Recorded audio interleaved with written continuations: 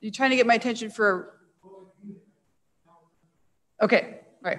And it is 12 o'clock, so we're going to start. Council's quickly trying to get some lunch down their throats. All right, calling this meeting order for Monday, November 2nd, 2020. It's actually noon instead of our normal 2 o'clock start time because we have such a busy agenda. We have 5 members of council in attendance: Councillor Mackay, Broadhead, Watkins, and Hanson, Mayor Heron. And then I see both Councillor Jolly and Councillor Hughes on Zoom. So we have 100% at the start of our meeting. Can I have a motion to adopt the agenda as presented? Thank you, Councillor Mackay. I had my request to motion laid on even. That the November 2nd, 2020 agenda be adopted as presented. Thank you. All those in favor? So Councillor Jolly and Councillor Hughes, if you click your yes button on the participants, then Tamara and Cheryl will be able to see it and they can register your vote because we're using Granicus. I'm going to actually log into the Zoom meeting so I can see you guys. Is that carried? All right, it's carried. Zoom.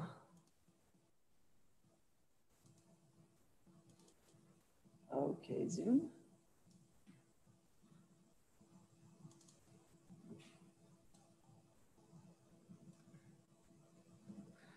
I'll keep going while I'm trying to attempt to log into Zoom. So today is, we do have a proclamation. It is for Cadet Week. I have to say that my very first proclamation as mayor was Cadet Week, shortly after we were all sworn in 3 years ago. So this always has a little bit of fondness for me. We normally would do this down in the lobby of City Hall, but we can't do that now because we are trying to avoid the large gatherings. So we do have in attendance, I don't know names. Cheryl, do we have names?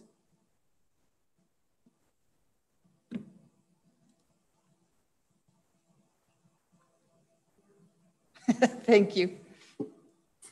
Warrant Officer Shaw. Shaw, okay. And then do we have some youth with us? Pardon? Mr. Kerrigan. Okay. Okay, so I'm gonna read the proclamation and then why don't just you and I, we won't get everyone down because we don't want to have a lot of people. I'll put my mask on and we'll get a picture up front. Thank you. All right. So exciting. Whereas the future of our community is our youth, and whereas our youth are educated, developed, and trained in part through their involvement in community-based activities and organizations, and whereas the 533 Royal Canadian Air Cadet Squadron and 3069 Royal Canadian Army Cadet Corps are organizations whose purpose is to instill in youth the attributes of leadership, active citizenship, and physical fitness in an environment that stimulates an interest in the Canadian Forces. And whereas the City of St. Albert is committed to its youth and the future of our community, and whereas every citizen has a part to play in securing our future through commitment to our youth, now therefore, on behalf of Council and the residents of the City of St. Albert, I, Cathy Heron, Mayor, do hereby proclaim November 2nd through November 9th, 2020 as the annual Cadet Week in the City of St. Albert. All right, oh, I'm gonna join this. I'm gonna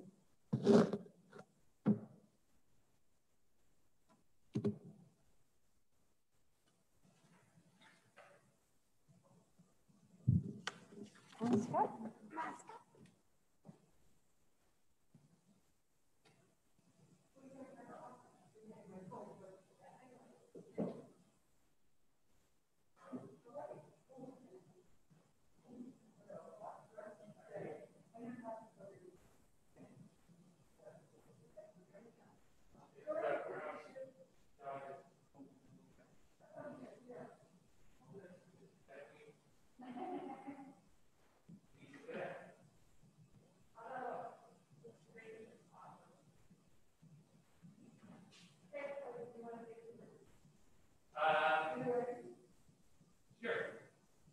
This is the 16th annual Cadet Week in St. Albert, and we appreciate council taking minutes to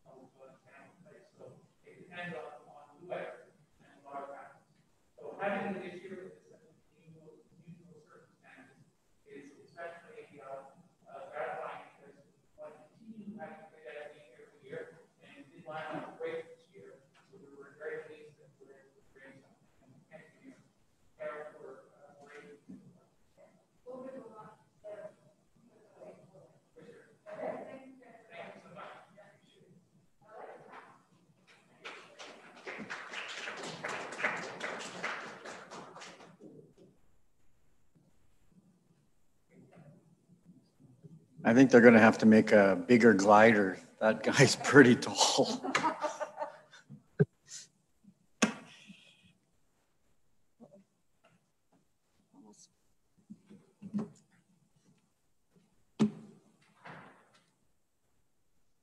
There we go. All right. Ooh, I got to turn my volume down.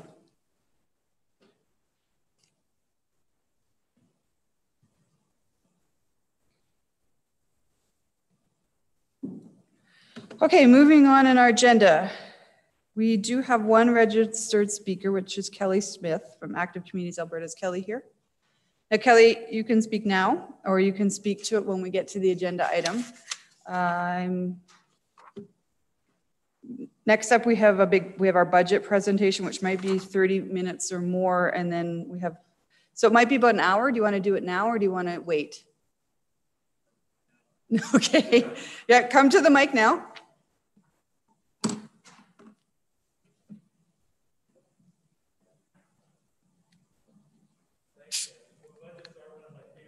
Well, you can stick around for that too. I know you've been here before, so you have 5 minutes. Go ahead whenever you're ready.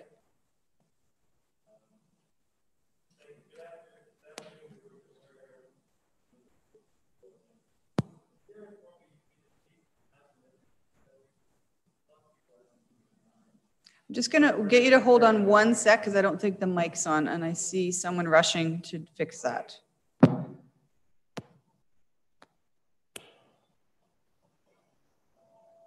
Is it on now? Hello? Is that better, guys? Better? Yeah. Okay. Can you guys hear it at home? I'll start all over. All right, start again. Yeah. Thanks. Good afternoon, Your Worship, Mayor Herron, and council members. Good to see you all again.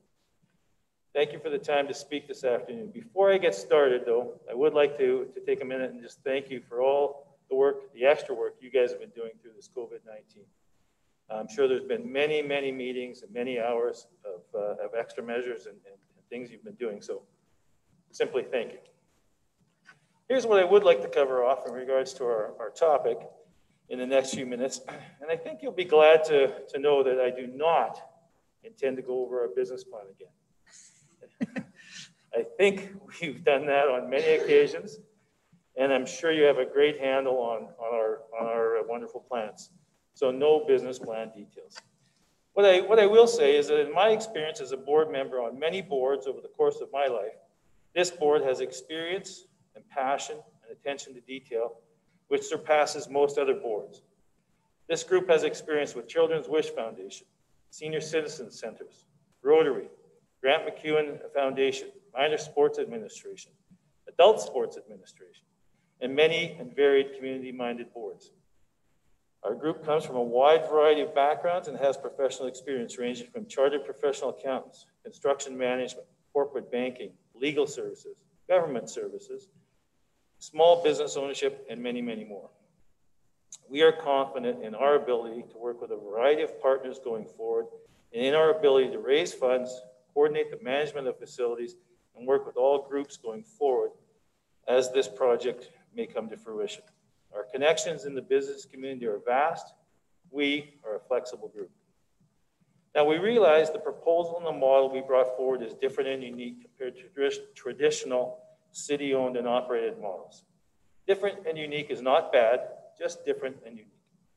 The ability to deliver a needed service in the area of recreation for the citizens of St. Albert and area in a tax-effective manner is our goal. That's it. In our discussions at the provincial level, they are certainly interested in any models that represent P3 or hybrids of P3, and as evidenced by recent projects that have been approved in Southern Alberta in regards to some P3 schools. We would like to be in line to work with you and the province and get in the queue for being a project through which the stimulus, recovery, and infrastructure funding can be delivered, as recently announced by the provincial government. Our project may have some risks as identified by MNP and administration in the report. We certainly acknowledge those risks and are willing to work with city administration to address all risks. What we think would be the best value for money report would be a side-by-side comparison of the two models, as indicated in previous meetings The not-for-profit model has worked for decades in other communities. What we do know as a certainty is that the traditional model of city-owned operated facilities has no risks. That model is guaranteed to cost taxpayer money for a very long period of time. We've had the chance to read over the report from administration dated for November 2nd. And again, I'm not going to go into detail. Quite frankly, I just read it once. But we feel we addressed 7 of the top 10 priorities for indoor facilities, and furthermore address the top 2 priorities of the master plan. However, I promised I wouldn't get into details on business plan. So, whenever groups come in front of you, they always have an ask. What is our ask? We are not here to ask for $20 million. We are not here to ask for guarantees going forward. What we would ask today is the completion, is to work towards the completion of the MOU as outlined in the motion from 2018. Completion of this MOU, which is non-binding, simply allows us to continue to discuss funding from other levels of government in a meaningful way. Completion of the MOU will allow us to continue to work with the city administration in resolving those potential risks identified. We see the ability to continue to work together as a good solution, keeping all doors open for this council or perhaps the next council to deliver in the most effective manner. Our scope is a facility to provide recreational services for many generations to come. In conclusion, you have many priorities, many decisions. You guys operate and deal in broad and meaningful areas of managing the city. We simply want to be part of an innovative solution in the area of rec services for the future. Thank you. And I think I'm well under my 5 minutes. I practiced a couple times. So. All right, now we can ask questions. Those members in council, you can do your request to speak button on Granicus, and Councillor Jolly or Hughes, if you want to speak, you can throw your request into chat, throw your hand up, whatever works. I'm seeing no questions. All right. That's the best way. Okay, thank you. Thank guys. you for coming. Thank you very much for your time. All right, any business arising from that presentation, I assume we can deal with during the agenda item. Councillor Hazard, do you have something now? I just heads up that I do have an alternate motion prepared when the time comes. An alternate to the alternate to the alternate? Because you sent it to yeah, no, I've sent you 2 and I've changed that second one Okay, around. so I've actually simplified it. Okay, I sent it to Mr. LaFleur. Pardon? Is it in our inboxes? It's in Mr. LaFleur's inbox. I'm just double checking that it captures what I'm trying to say. Okay, between now and when we get to that agenda item, we'll figure it out. Thank you. Okay, thank you for that. All right, consent agenda. Sorry, Sheena, do you have something to add? Oh, I have not seen that. Okay, sorry. Sorry, can we remove 8.4? We're pulling 8.4? It's the borrowing bylaw. Boring bylaw. We're pulling that off of consent. Okay. I'm just looking for a bit of clarification for the public. That's all. It's not because I plan to vote against or anything. Okay. Thanks. All right. Do you want to read the rest of consent agenda and for a motion, Councillor Hughes?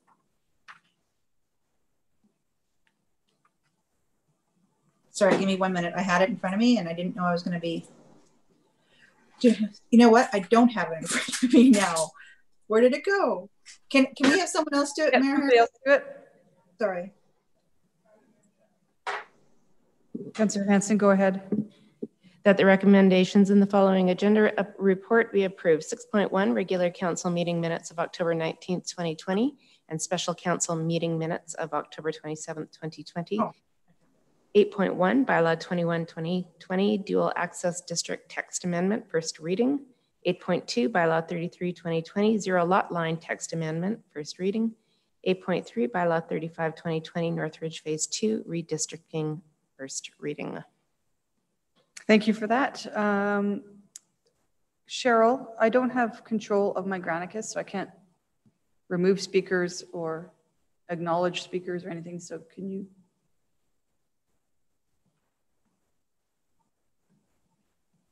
I think so, yes. Okay, thanks. All right, I will now call for the vote on consent. All those in favor?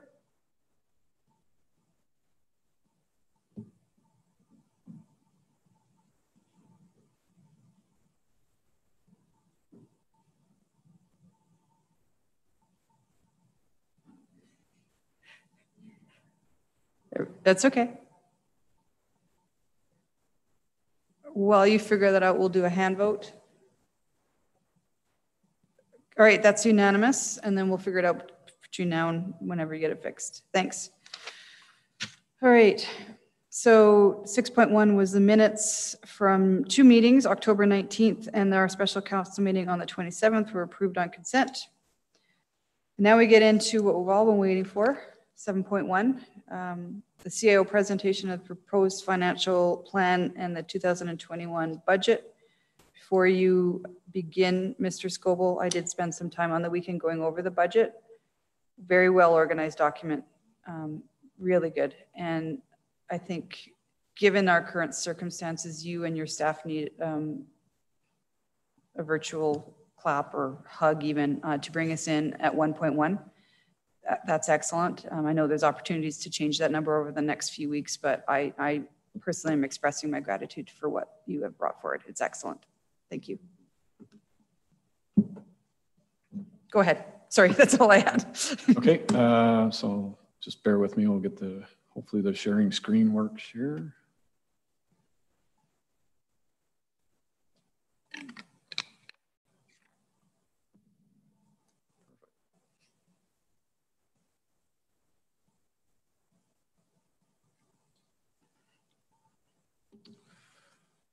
All right, so good afternoon, Madam Mayor and councillors. So this afternoon, I will be introducing the proposed 2021 budget to council for its consideration.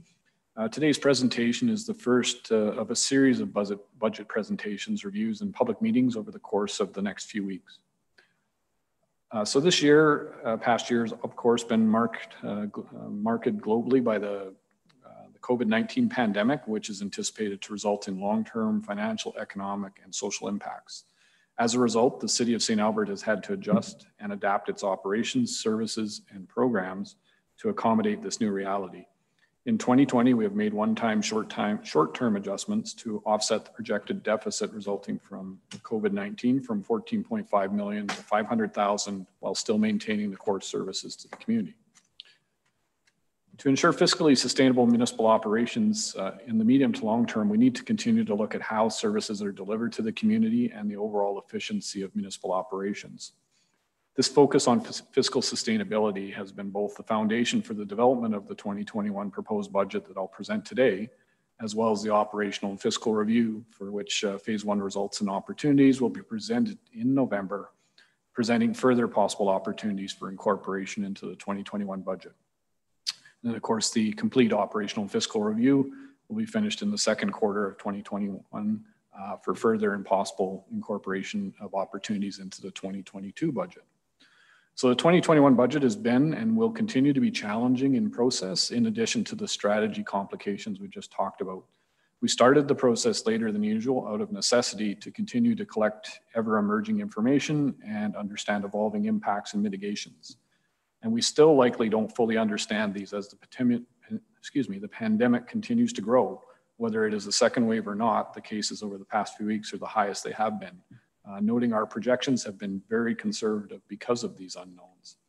So with the budget process underway, additional information will flow in to influence both the strategy and the decisions, including both the results of the community engagement survey undertaken in response to this situation and the first phase of the operational and fiscal review to complement the work done on the expense side of the city's books coming in, both of which are going to come in November.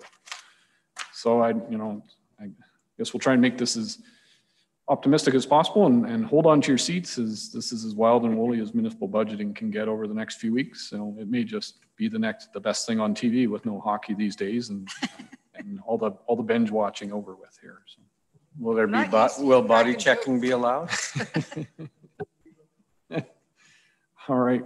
So before I get into some more of the details of the proposed 2021 budget, I would like to take a few minutes to talk about the environment that we operate and the steps the city continues to take to ensure long-term sustainable municipal operations.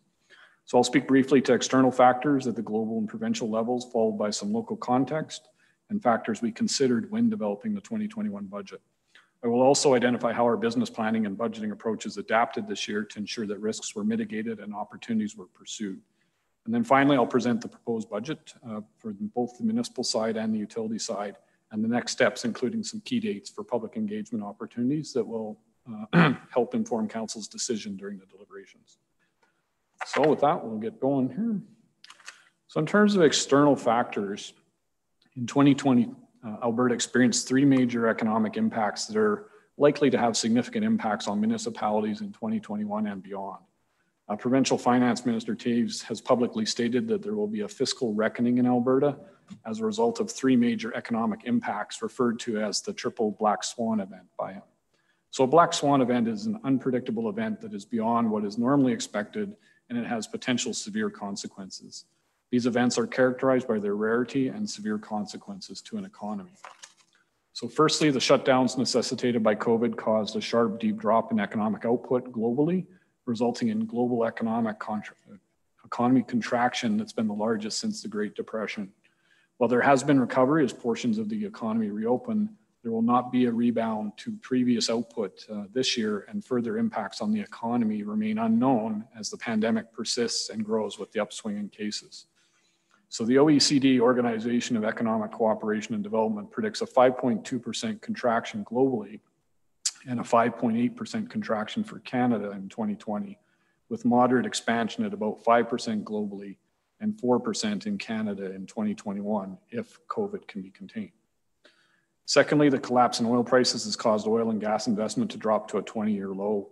Investment would have fallen even further without large investments related to liquefied natural gas. The long-term outlook for the oil and gas sector remains weak, with Alberta energy-dependent GDP dropping by about 7% in 2020.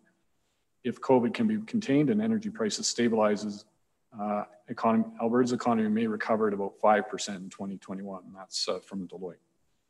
So lastly, this past year's, we also had the operating impacts, I guess, is that third event. And that's in response to increased operating costs for things like facility cleaning and personal protective equipment, and lost revenue from facility closures and transit ridership, all of which we've talked about, but they're not expected to recover till later in 2021, and that may not be at full recovery.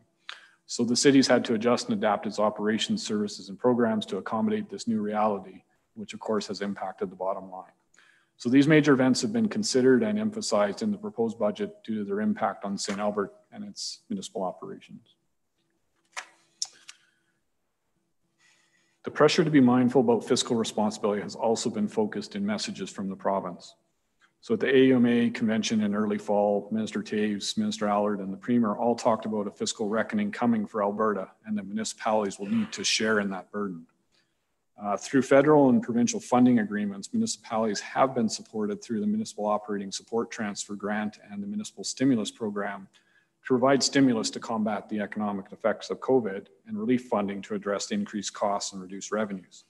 This stimulus funding has been front-end loaded, and given the increased debt levels at the other levels of government, additional supports are not suspected. We know that coming out of COVID, there will be a focus on province-wide economic recovery, which will require immediate and long-term attraction of private sector investment to address the fiscal reckoning and assist in job creation for Albertans. So the next provincial budget is expected to be released in February, and it's anticipated to have significant impacts on the public sector and municipalities. Uncertainty related to provincial funding sources to municipalities has been a challenge for the last few years. This will likely impact the city's ability to fund the 10-year municipal capital growth plan.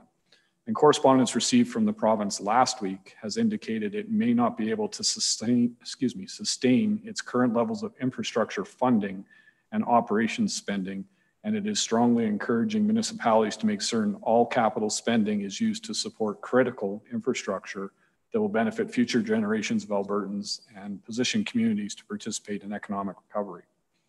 Also, we understand that later this fall, the province will be unveiling report cards on Alberta's municipalities regarding expenditures.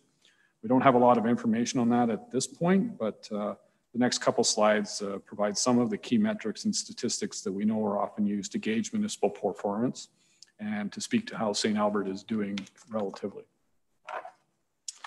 So according to data released by Alberta Municipal Affairs in 2019, St. Albert's debt per capita is the lowest of all municipalities in Alberta, having populations of 30,000 people or more. This indicates a very measured approach to taking on debt. And so debt per capita is basically just taking the overall debt and divided by the population. And it's a useful indicator because it's a way of showing the magnitude of debt on us and the city's reliance on debt to finance its operations. And speaking next to operating expense per capita. So according to the Canadian Taxpayer Federation, St. Albert ranks 9th out of 14 in operating costs per capita and is below average in operating expenses. According to Alberta Municipal Affairs data, which is fairly comparable, St. Albert was ranked 10th. So operating expenses per capita, of course, is taking the overall operating expenses and dividing by the population, and it's an indicator of how efficiently the city is operating. So of course, the lower the operating cost per capita, the more efficiently a municipality is offering its services. So we've used this graph for a couple of years and it's updated. So again, it's the comparison of tax increases to the municipal price index and the consumer price index. So as shown on the slide, tax increases have generally been less or close to on par with the municipal price index in the last 5 years, and some years have been, there's been significant difference between the two. So the difference in 2020 is partially explained by the additional RMR capital contribution, noting capital is not included in the MPI calculation. And the remainder of the difference was driven from a reforecast of the numbers due to the impacts of COVID. So when we presented this last year, the MPI forecast for 2020 and 2021 was 3.13 and 2.83. And that's obviously been taken down quite a bit here, downgraded. So given job losses and lower than anticipated salary increases, along with the decreased cost of commodities, that's the reasoning behind the downgrade. So when the tax rates were established for 2020, the impact of the pandemic was just emerging. And then of course, as we've talked about for 2021, the proposed tax increase is 1.1%. That's under the MPI forecast and would be significantly under the MPI forecast if the capital funding from the RMR contribution was not considered to compare apples to apples, so to speak. So one of the most significant impacts to the 2021 net tax requirement is related to reductions in non-tax revenues, and it's not necessarily about cost increases. So again, the recovery of our operations and the return of our residents to using our services. And MPI does not factor in revenue sources. So as the St. Albert Municipal Price Index is heavily weighted on salaries, benefits, and contracted services, the forecasted increase over the next 4 years in MPI is mainly driven by the forecasted growth in average wages in Alberta as the economy recovers from COVID, so in 2020. And these are predicted by the wage inflation forecast, Alberta, the Industrial Composite Index. So we use external, parties to come up with that number. So over time, the St. Albert tax increases should be more consistent to the municipal price index than the consumer price index. The city continues to hold its property tax increases to levels below the MPI. This means the city has succeeded in continually finding cost efficiencies in its operations so it can purchase more costly goods and services at prices that have increased at a rate higher than our property tax increase. So in terms of numbers, the cost efficiencies realized translate to about 6% savings over the past 7 years relative to MPI, or about 0.9% savings per year on an average residential tax increase. So for an average house in St. Albert, which we'll talk about in a few slides, this means the city of St. Albert is charging about $229 per year less in taxes than we would be charging if we weren't absorbing the MPI factor cost increases and just went with MPI increases every year. So over the years, we passed these cost efficiencies relative to the MPI cost pressures onto our non-residential taxpayers as well, with about 1.3% savings over the past 7 years, or about 0.18% per year. It is also worth noting that 2021 is year 3 of 3 of implementing electrical franchise fees, which is the allocation of user pays philosophy on consumers of electricity without taxpayer subsidization, and thus provides relief to taxpayers. So if the electrical franchise fees had not been implemented, tax increases for both residential and non-residential taxpayers would still be well below the MPI for the last 7 years. But the performance and cost efficiencies over this period, combined with below average operating costs and debt per capita relative to comparable communities, has showed ongoing restraint in St. Albert and has positioned us well for the further restraint that is needed in the coming years. As we talked about briefly, noted on the figure is the 1.5% RMR charge for building funds for upcoming repairs, maintenance, and replacement. So again, that's That's in council's purview, not administration, so we've left it in. But that's the second of 3 years of that direction. And of course, if that was taken out of it because it's not included in the MPI, the actual tax impact is a net decrease of 0.4%. But of course, expenses are only half of the income statement and half the story. The other half is our revenues. So looking at the revenue side, this chart shows St. Albert's history of tax split from 2011 to 2020, one of the main sources of revenue for the municipality, in fact, the main source. So to better understand how these taxes are calculated, I wanted to take a moment to define the difference in relationship between assessment and tax. So the assessment value is the total value of assessed properties within the city, often separated into residential and non-residential. The tax levy indicates the total amount of dollars collected through taxes, and the tax levy is calculated by multiplying the total assessment by the mill rate. So the city often refers to both assessment and tax splits to identify the relationship between residential and non-residential contributions to our community, both from the point of view of assessed value and the contribution to taxes. Because the city sets different mill rates for residential and non-residential, it's possible to have different assessment split and tax splits. So the assessment split is currently at 84-16 and is influenced by new growth and change in market value. The city has minimal control over this split as we cannot control underlying real estate market dynamics. Assessment growth from new construction is forecasted at 1.8% for 2020, which would be taxed in 2021. So tax split refers to what portion of the annual municipal tax levy will be paid by residential tax base versus the non-residential tax base. Non-residential taxpayers include retail, industrial, and commercial businesses within the city. So in St. Albert's case, our tax split, as shown here, is more heavily reliant on residential taxes than non-residential. And so, of course, council policy is used to guide the tax split each year using a migrate and lock strategy. Currently, our tax split is at 80-20, which was the long-term goal set many years ago, about 2010-ish, if I recall correctly from the literature, and it was achieved in 2019. And the new long-term goal for St. Albert is to migrate to a 70-30 or 65-35 tax split, which is more in line with our comparators in the region. And so, of course, this is the primary taxation policy mechanism to assist in alleviating St. Albert's comparatively high reliance on residential property taxes. This means that a higher proportion of non-residential development in our growth areas, as discussed in the MDP. And while we have a high dependency on residential taxes, we are trending in the right direction. So this shows how we compare to other communities in Alberta related to the residential and non-residential. So we can see we're on third from the left there. We have an 80-20 tax split.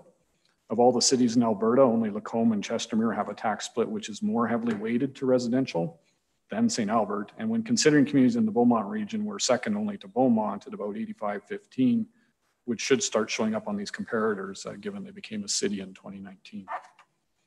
So the average tax split of Alberta cities is visually shown on the graph is about 65-35 to 70-30. That means that most cities have at least 30 to 35% of their municipal tax levy being paid by the non-residential property class. So in each municipality, tax split is correlated to underlying assessment, but it's also affected by the tax split.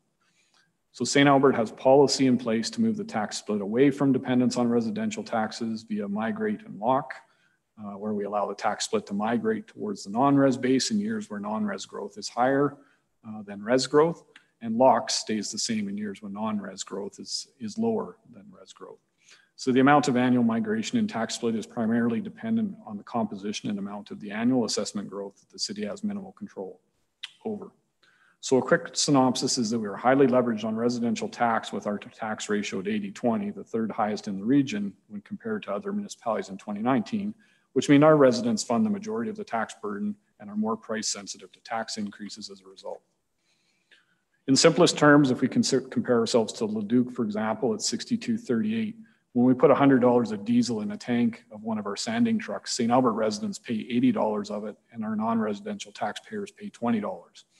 While in Leduc, when they put $100 of diesel in their sanding truck, Leduc residents pay $62 and their non-residential taxpayers pay $38.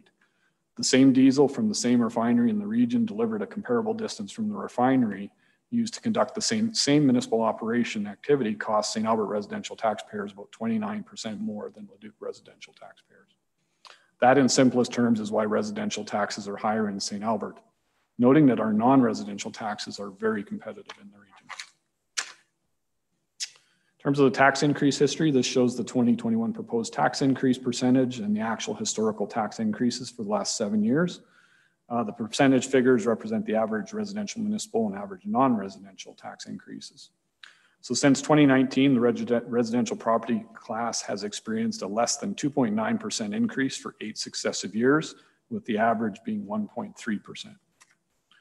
Since 2013, the non-residential property class has experienced a less than 3.2% tax increase for 8 years, with the average being 2.1%.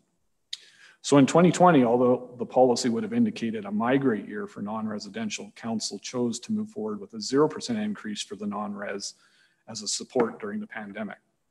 The 2021 numbers shown on the slide are currently showed as a blended rate. The tax split recommendation will come during the tax rate bylaw once the final assessment for 2020 is finalized. And then with respect to electrical franchise fee, the electrical franchise fee increase reduced the tax impact by 0.8% in 2021, or would. It did by 1% in 2020 and 1.4% in 2019 being the first year. As the franchise fee is collected from all electricity users, some of which do not pay municipal taxes, council also wrote into policy that all revenue generated from the franchise fee is to be applied to reduce the municipal taxes. So a typical residential customer will see an overall net decrease in costs when you add the franchise fees to the taxes. This is calculated based on the average residential customer house value of $450,000 and 600 kilowatt hour per month of electricity usage. So talking about the, I guess, more of the intangible side now, St. Albert does achieve a very high quality of life rating with the biennial citizen satisfaction survey rated at 98%. The highest for communities with similar surveys for comparison. Data on this graph is from our 2019 survey. So as per council's resolution earlier this year, in recognition of the impacts that we've been seeing with the triple black swan, a community engagement survey has been undertaken the past few weeks to gauge the community's response to the pandemic and all the other economic impacts we've been seeing for insight to consider in finalizing the 2021 budget. And the results of that recent survey will be presented in coming weeks. So to summarize, the City of St. Albert operating expenses are below average and it has the lowest debt per capita of Alberta cities. A recent report from the Canadian Taxpayer Federation placed St. Albert in the 9th lowest position for operating cost per capita amongst comparators. Historically, St. Albert has managed to keep expenditures low while maintaining one of the highest qualities of life in Canada, as demonstrated by numerous awards over recent years and a high level of community satisfaction with quality of life and municipal services. All indications are the funding from other levels of government, declining prior to the pandemic, will decline even more as a result of the pandemic. This decline in revenue is exacerbated by the significant losses in revenue from our operations as a result of the pandemic, with those losses not expected to relent until later in 2021 at the earliest. We are showing progress on our efforts to shift the tax split from residential to non-residential, but this is St. Albert's nemesis. Residential taxes and new revenue generated from non-residential growth and non-traditional sources have an inverse relationship. Without the new revenue sources, residential taxes must increase with things the way they are now. It can't be a no to both. Something has to give, a lane has to be picked. Of course, this is based on the assumption services and service levels are maintained. Reducing this is also an option, and council has, and we have provided service and service level reduction recommendations in the proposed budget for your consideration. And so long-term fiscal sustainability is a top priority and requires informed decisions at the right time to avoid further unplanned stress on the city's finances, with focus on non-residential tax-based growth and non-traditional revenue generating opportunities, continuing to implement efficiency and cost-saving initiatives, and seeking regional collaboration and partnership opportunities where beneficial.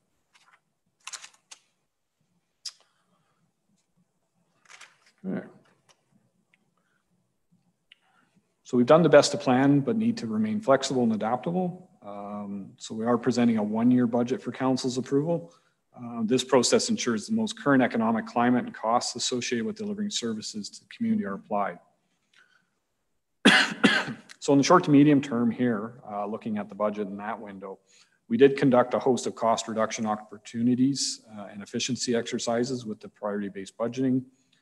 There's been strict requirements on budget requests, basically limited to regulatory, safety, and new revenue opportunities, to limit new spending to address only the most vital projects.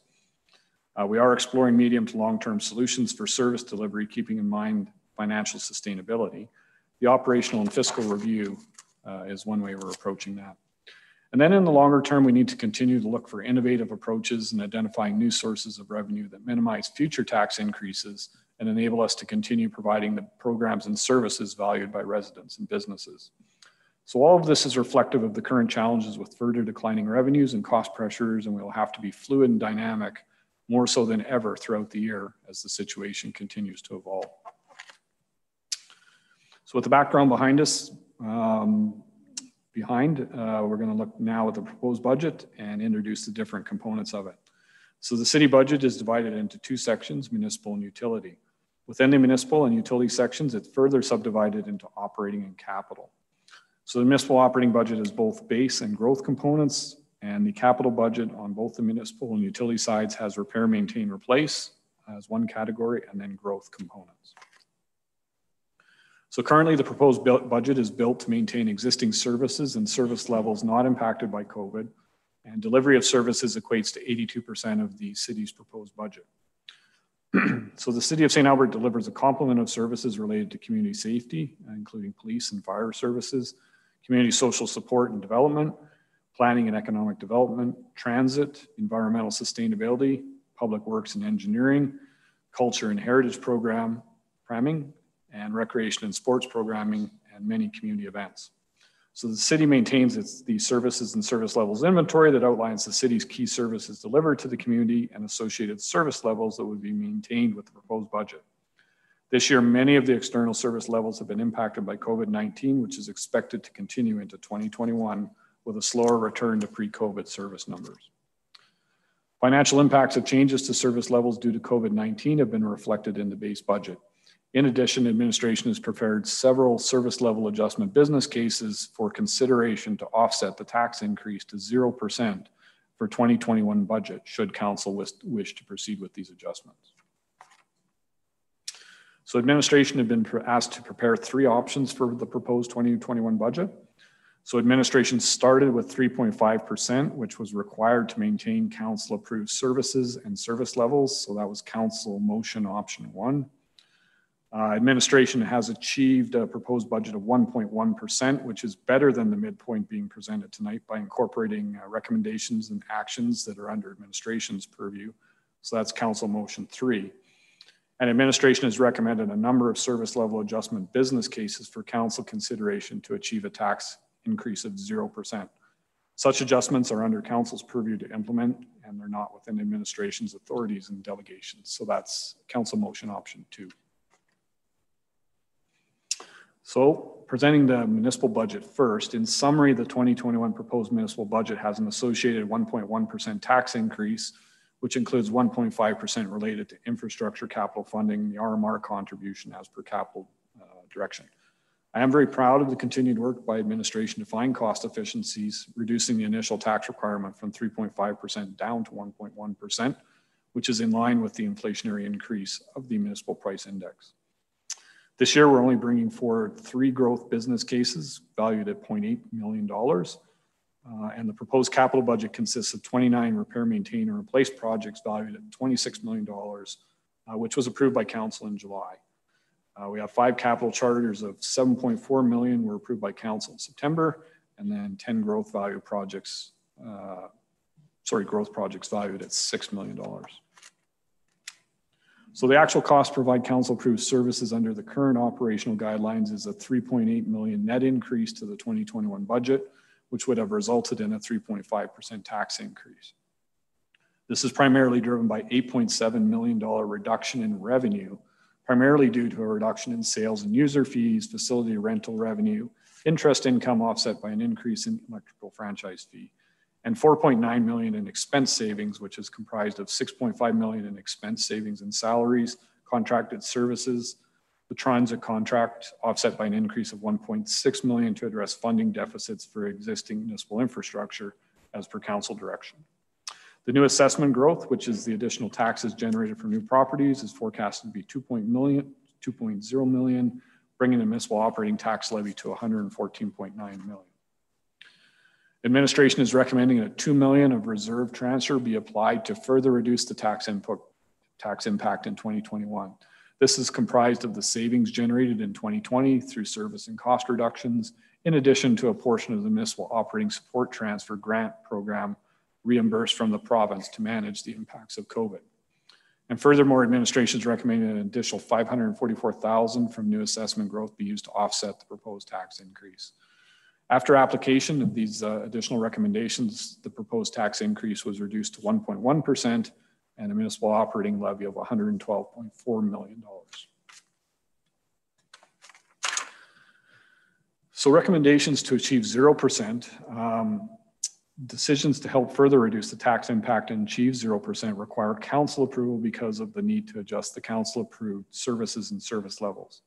So administration has prepared a number of service level adjustment business cases based on the services and service levels prioritization work completed by both council and administration using the priority-based budgeting and planning tool. So these service level adjustment cases have not been incorporated into the proposed budget because they require council's approval. So there's approximately an additional $1.46 million through service level adjustments that is available for consideration, noting $1.23 million in service level reductions are required to achieve 0%. Consideration for moving forward with recommended service level adjustment business cases will also help address longer term fiscal sustainability for the city. So this is consistent with the council resolutions presented. However, council does have other options or combinations of options to achieve 0%, including addressing reserve transfers, which administration is not recommending, and potential opportunities arising from phase 1 of the operational and fiscal review to be presented in November. However, at this point in the process, remembering I mentioned it's going to be fluid and dynamic, the service level reductions are administration's recommendation if council wishes to achieve a 0% budget increase. The following SLA business cases for service level reductions are temporary. Grosvenor Pool, community grants, there's a comprehensive review and process, community events, public art. So in terms of achieving long-term fiscal sustainability, it's a top priority and requires informed decisions, as we've talked about, at the right time. So while administration's done its best to bring forward recommendations that have permanent impacts on taxes, some of the possible options are one-time and could realize tax impact in future years. So looking at the tax impact for an average house costing $450,000, the homeowner could expect a $3,802 property tax bill, which results in a $191 change from 2020. The distribution of tax dollars to the various service categories is illustrated on the slide. So as previously mentioned, 82% of the property taxes go to front-facing services for residents and businesses, and 18% is allocated for general government activities, which includes, in addition to the budget for council activities, functions such as legislative services, legal services, human resources, finance, strategic services, information technology, and so on. So the business cases being put forward, as I mentioned, there's only 3 of them this year, totaling $855,000. It includes 6 emergency services personnel, an intermunicipal development plan with Sturgeon County, and corporate initiatives intended to support investment and economic growth. So a little more detail, the hiring 6 emergency fire services personnel to ensure service levels are adequate when Fire Station 4 is opened in 2023. This includes 1 training officer position to ensure all duties related to fire and emergency medical services training. As part of the city's annexation process, the city committed to undertaking an intermunicipal development plan with Sturgeon County. The business case will serve to allocate funding for that commitment. And resources would be applied to assist the corporate communications design branch working in cooperation with economic development and intergovernmental relations to develop targeted resources to promote St. Albert as a first-class investment opportunity within the Edmonton region and Western Canada as a whole, to align our direction with various investment and growth opportunities, ensure that our outward communication and market engagement are consistent with the direction of the provincial government on economic growth and recovery. There are 2 business cases for council's consideration, which with no funding, which are consideration for a social housing specialist position, whose role will be to advance social housing supports for all vulnerable groups in St. Albert, and the Youth Supportive Housing Capital Project as per the recommendations of the Mayor's Task Force to End Homelessness. And then there's another business case with no funding to complete a sound study at Alpine Park pickleball courts. So switching now to the capital plan. So the 10-year municipal capital plan has identified approximately 592 million in capital investment, of which 274 million is attributed to RMR projects, and the remaining 318 million is for growth-related initiatives. The plan includes various projects ranging from improvements to civic buildings, major road expansion, and alignment and replacement of mobile equipment.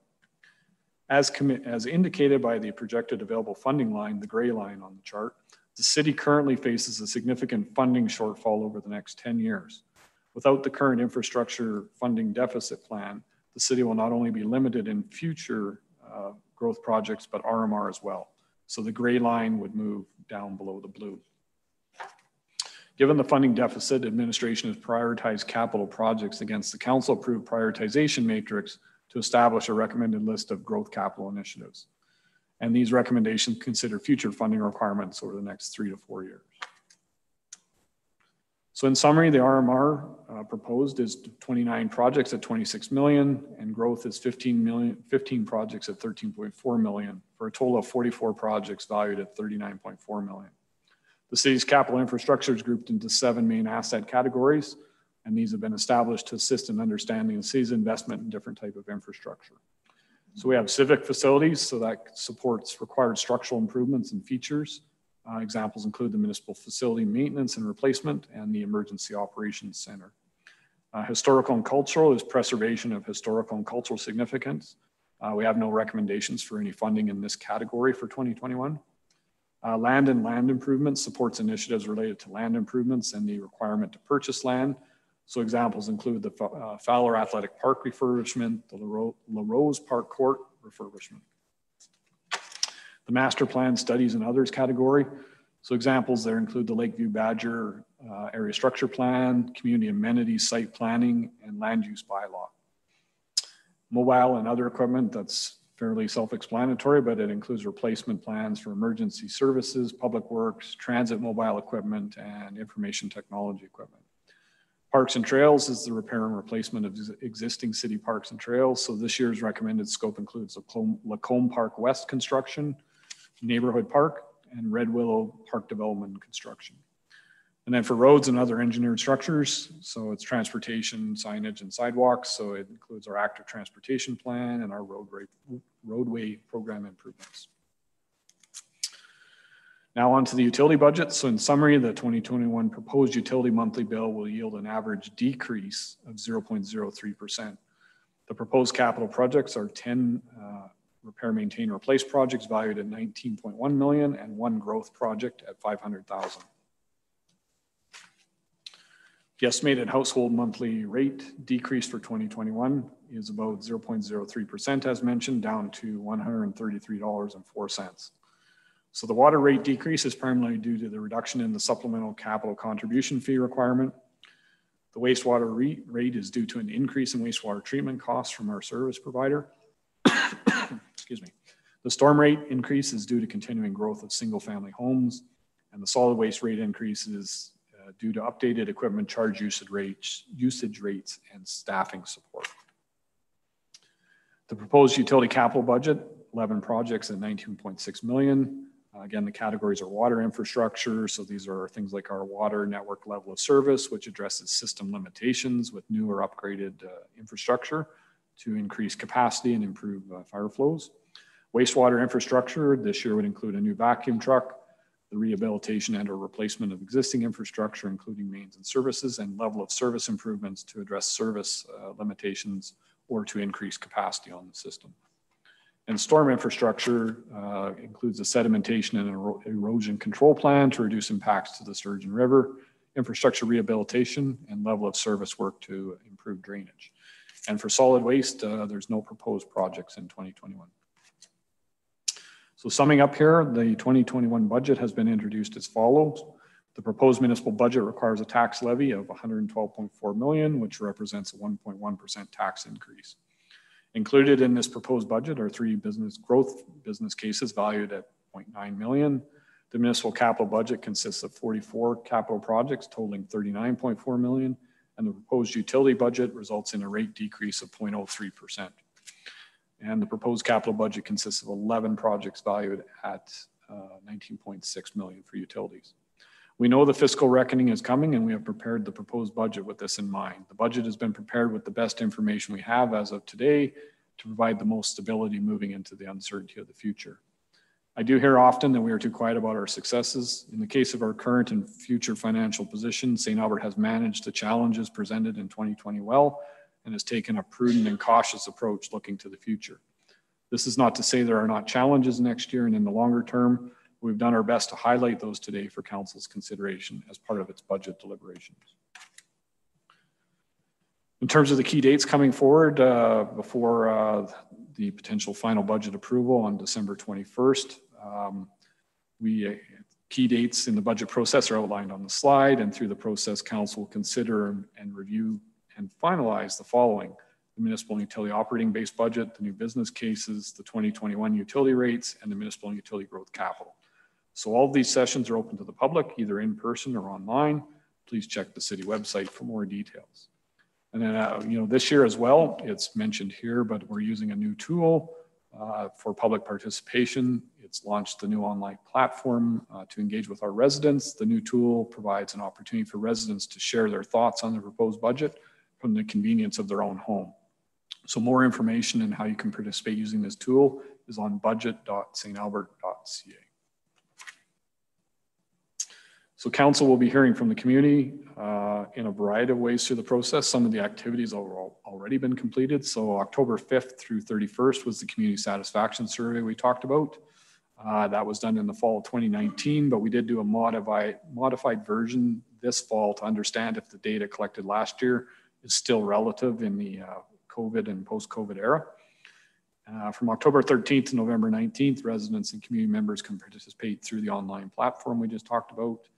On October 14th, Council met with local nonprofit leaders, and we have 2 World Cafes being held this year on November 5th and November 9th. And then on November 19th, Council will meet with the Chamber of Commerce Board of Directors and the chairs of the committees of Council. So I encourage residents and community stakeholders to visit budget.stalbert.ca for further details about the budget process and the public participation opportunities that they have. And that concludes my presentation. All right, thank you for that.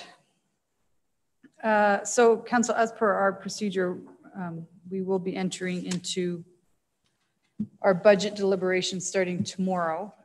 So please hold off your questions till tomorrow when we get into the meat of the numbers and the business cases, et cetera. If you have any questions of process, we can do that right now. Otherwise, you all got your agenda for tomorrow, and it's a special council meeting that we very quickly make some recommended motions and we move into a committee of the whole format, which is a little bit more relaxed. So does anybody have any questions that are related to process? I see. Oh, Councillor Hughes, go ahead. Thank you. Can you unshare your screen, Mr. Scoble? Just that I can see you. Thank you. Okay, I had 2 questions. So the first one is the upcoming debt payment that we have for the borrowing bylaw. That's why I pulled it, but then I realized I could also ask it now. I don't see the debt payments in there. So my understanding, and I just want to make sure if this is correct, is that the debt payments for the borrowing bylaw for the Range Road 260 is going to be coming out of another source from the offsite levies, and that's why it's not mentioned in the budget. Is that correct? That's like a question for Diane. Why don't we get to that one? We'll get a whole debt rescheduling payment maybe to us during budget, like as a BIR. Sure. Okay. Yeah. Okay. So, well, I'm just thinking, is it that, or is it because there's a delay by a year before we actually start making the payments? So both answers are yes. So the actual debt payments won't occur until pretty much a year after the debt is taken out, but they plan for the borrowing bylaw as well as for it to be funded through the recovery fund, so it does not impact the taxes. Okay, thank you. I might just be reiterating that in a few minutes, but thank you. The other question I had was the total amount of taxes. I'm not sure if there's a typo, because it said that the average family will be paying, let's say it was $450,000 a year, that a 1.1% tax increase was $91, but when I calculated it out, it's like 38. And when last year, a 2.4% tax increase was $84. So I just don't want to make people think the tax increase by a dollar amount is higher than it really is. So I'm just, if it's possible, if someone can just go over and double check those numbers. So I don't want it to go into the Gazette to have it say that it's $191 when it's significantly less for a 1.1% tax increase. Does that make sense? Yeah, we'll definitely go back and double check that. Okay, yeah, because I really don't want people to make it believe it's something higher than it is, because I think that what has been done to date is quite an accomplishment. And also, Mr. Scoble, like this budget's like this thick. Like we've had it where we've had 2 binders of 3 inches apiece, and the amount of self-discipline and restraint that you have shown in this budget is admirable. And this is really about a budget of figuring out how to reduce costs. Even the alternate options that council has are again about how can we reduce those costs, to be looking at fiscal restraint for the next year. And that is unlike any budget that I have seen in my time on council. So I really think that that needs to be applauded, because this is a budget about recognizing the situation that we have in front of us, recognizing that we need to cut costs as much as possible and look for efficiencies. And, you know, so many communities will just say, give the talk, but not actually walk the walk. Councillor Hughes, is there a question? Because we're going to make a motion right away if you wanted to say this in debate. Yeah. Fine. Okay, but anyway, I just wanted to acknowledge that, because I just think it was really work well done and unprecedented. Any further questions on the presentation? No, but just if they can get that number, just because, like I said, I don't want to understate their accomplishment. That's it. Okay, so a debt schedule and make sure the monthly for an average household is accurate. Yeah, the annual increase. You have said you would like to make a motion. Hopefully it's the one that's in our package. Yeah, I see it here on Granicus here. So go ahead. I'll read it. Yep. That the proposed City of St. Albert financial plan and 2021 budget be received as information and referred to the committee of the whole meeting scheduled to commence at 2 p.m. Tuesday, November 3rd, 2020. Any opening comments? I think Councillor Hughes wrapped it up in her last statement very well. I mean, we've all been talking about this since we started to see the realities that the pandemic has had on not only our community, but other communities across the region. And, you know, we've been dealing with the impacts to our expenses and our revenue side. And we're now in that time when we're going to have to look at where do we cut, and or where do we go forward on critical projects that are necessary for our communities. So, and we do have, in addition, I mean, you know, we seem to be doing okay, and we're looking at other opportunities because we do have the operational and fiscal corporate review, and there should be some, or hopefully be some opportunities arising out of that too. So, you know, as stated by both the mayor and Councillor Hughes, well done to Mr. Scoble and all your team. I appreciate it. Now the hard decisions will start tomorrow, when we have to look at whether we want to look at some of the recommended service reductions or other opportunities to even take it from 1.1 down to lower. So thank you very much. And that's all my comments, Madam Mayor. All right. Anyone else have any comments? Wait till tomorrow. All right. I think it was well said by everyone here. Looking forward to the debate. I've already got some motions in. I'll read them tomorrow during the meeting.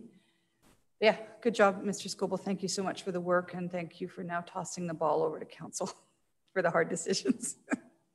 All right, call for the vote.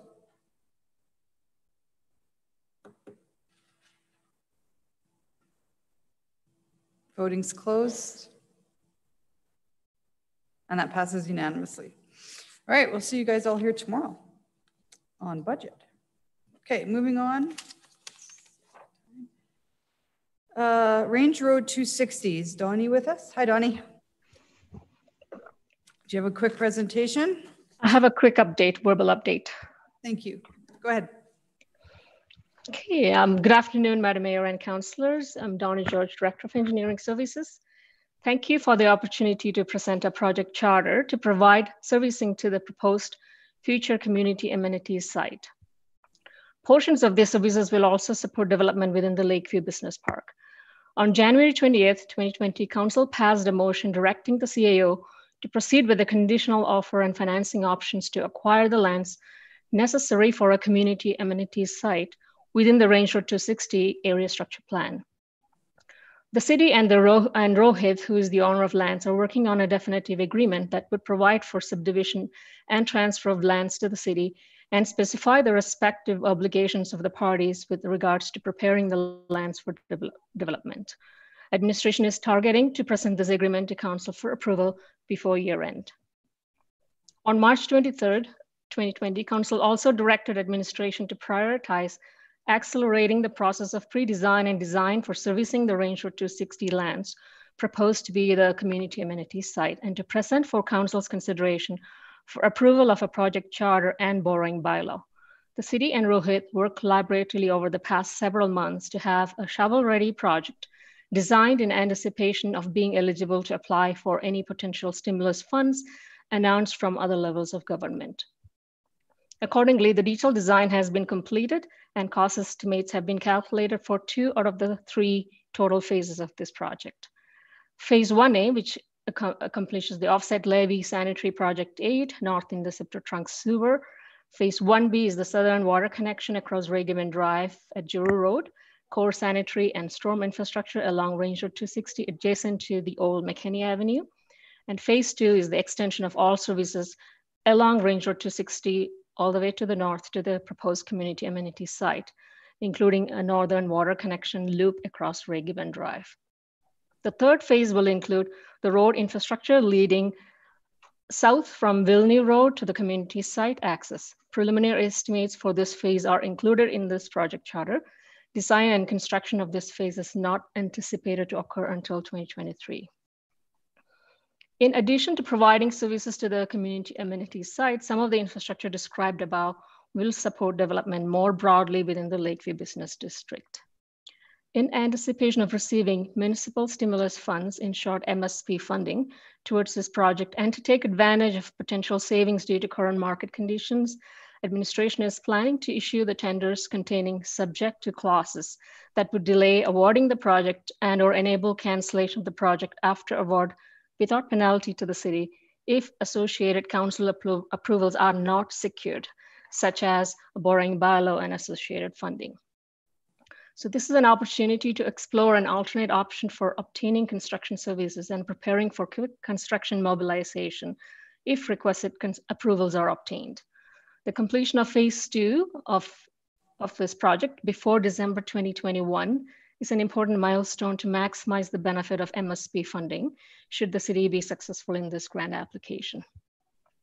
To proceed with phase 1A construction, which is the offsite levy portion of it, administration has executed voluntary utility right-of-ways and temporary working easements with all but one of the 5 affected property owners. Administration will continue to work with the sole holdout landowner in obtaining the required utility right-of-way and temporary easements, working easements, before exploring alternate mechanisms to secure the remaining required land interest. The total estimated project cost, including contingency to service the community amenity site, is $25.1 million, of which approximately $5 million is expected from grants and 14.3 is expected to be recovered over the years through offsite levy contributions or through boundary condition agreements with adjacent developers. Therefore, it's recommended that Capital Project Charter ENGS 079 Range Road 260 Community Amenities and Lakeview Business District Servicing be approved. Thank you, and I'm happy to discuss the details along with the rest of the project team available on the call. All right. Councillor Broadhead already has a request to motion. He's ready to jump into that one, but let's go with questions first. Councillor Watkins. Yeah, I got a question. I'd like to see some maps or some plans. So like maybe you could just show like what phase 1 is, like where the pipe's going and what phase 2 is. And can I share the screen, Councillor Watkins? Sure, that'd be great. Because it's a lot of money to be spending, and it'd be nice to see some plans of where we're building the pipe to. Can you see it now? Here we go. Okay. So phase one is what? Maybe you could show it on the diagram. Phase 1A is the magenta line. If you can see my pointer, start from the east side across Ray Gibbon Drives and go all the way up. And phase 1B is this little portion at the corner where it turns. That's a sewer line or a water line? That's sanitary line. Sanitary, okay. Yeah. And then phase 1B includes this water line across Juru, the blue line at the south end, and also the sanitary extension up to 200 to 300 meters across Range Road 260. Phase 2 includes all of the remaining sanitary all the way up to the top to the proposed community amenities site, plus a water line, another water line across Ray Gibbon Drive just to loop the water line system, and also the storm all the way down to Carrot Creek. I mean, it comes through Range Road and falls into the ditch as it's currently planned as an interim measure, and that's what is included in the phase 2. Phase 3 is the road component, which you can see on the other side. It's the road connecting from Villeneuve Road all the way to community amenities site access, which we don't anticipate to spend any money for the next 2 years. Okay, and on the road connection there, it says we're going to pay for any road improvements and intersection improvements and all that. And without any engineering drawings or any design, like, are we confident that the 5 million or whatever number we have in there is enough 2 years down the road? Yeah, it's got some contingency built into it based on our level of confidence at present. But given that we are still working towards the fine tuning of the design, we may come up with additional change. If any changes occur, will be reflected in the future project charters. But for now, we are confident that that's going to be sufficient. Okay, and of the 25 million, you said how many million were recoverable from future phases? About 14.3 million. And maybe you could just show me where the area of where all those recoveries are coming from. So definitely the Project 8 offsite levy piece has contributing area providers from the southern portions and then the portions over here in the land. And also this areas here owned by Sidex and also Genstar. So all of those will be contributing to this Project 8, including Rohit lands and part of Avenir lands. And also the portions along Range Road 260 is where the boundary conditions apply and shared cost will be from contributing developers at that point. Okay. And which may take decades for recovery, right? So the construction of the water line, that opens up what land for developments? That's right. That opens up what land though? What land is all opened up as a result of putting in the water loop across there and to the north? All of this hashed area north of the railway line, pretty much. All of the hashed area where? North of the railway line. Okay. Okay, I think that was it. Okay, thank you. Awesome. Any other questions? Councillor Hughes, Councillor Jello, you're good? We're seeing none. All right, so thank you, Donnie. I think we should probably get on with Councillor Broadhead's eagerness to make this motion. And I'm actually glad that you did go there first, Wes, because this was your idea to use the stimulus funding to help pay for this. So go ahead. Well, thank you, Madam Mayor. I'm certainly pleased to move this motion here. You know, one of the things that ever since we've been on council, we've been at a deficit for service land. And over time, we've built up access to service land, and we have experienced the fact that when we have service land available, people take advantage because St. Albert is in an enviable situation where we're close to rail lines, we're close to Anthony Henday, and we're close to the container depot, all of those things that make St. Albert not only a good place to live, learn, work, and play, but a place to locate your business. And so when the MSP project came along and they were looking for shovel-ready projects, I was pleased that council and administration looked at the servicing of these western lands as a prime opportunity to take advantage of this program and provide new service land for people to come locate here in St. Albert. So in the budget presentation, our city manager talked about residential and non-res tax split and our assessment values. What we have here is an opportunity to not only add residential properties to our city, but also non-res. And you can't do that unless you have service land available for people to develop. So this is what this is all about. And I'm certainly happy to move this motion forward. And I guess I haven't even read it into the motion. So yeah, I never noticed I that. just got right into it. So if, yeah, I am, yes. In any case, let me read it in, Madam Mayor, and then take my previous comments as my opening. Sorry about that.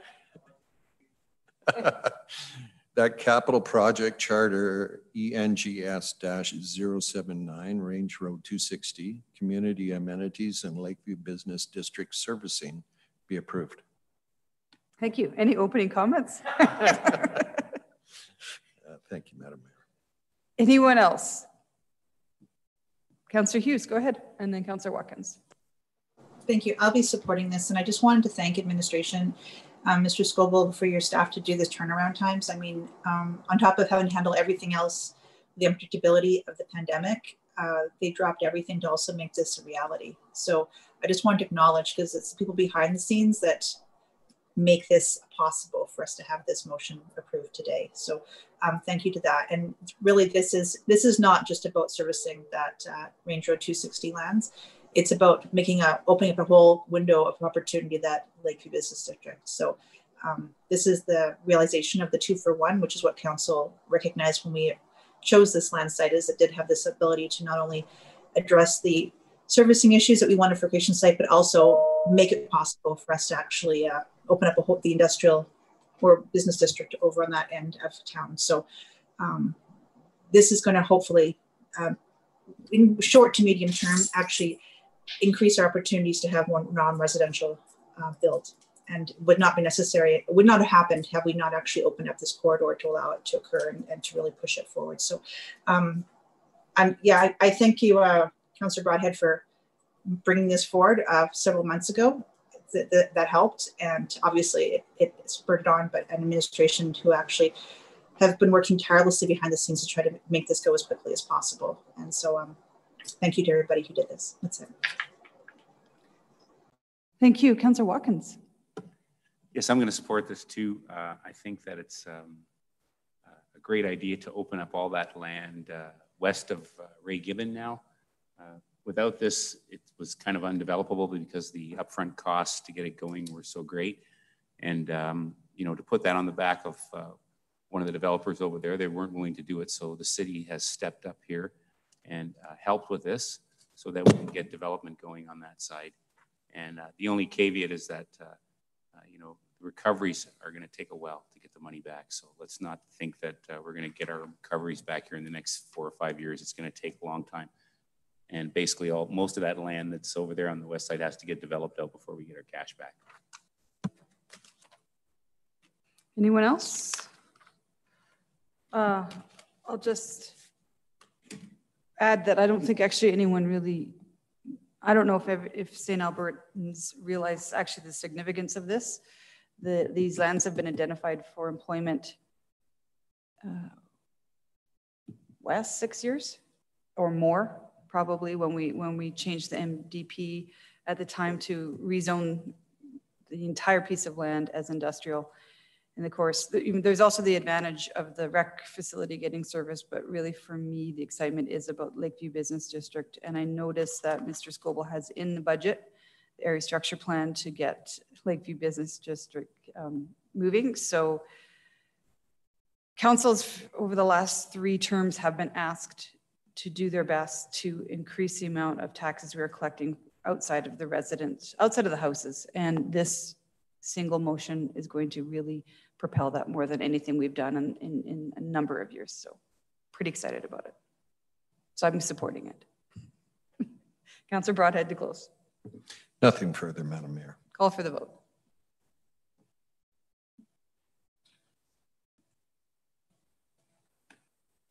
Voting's closed.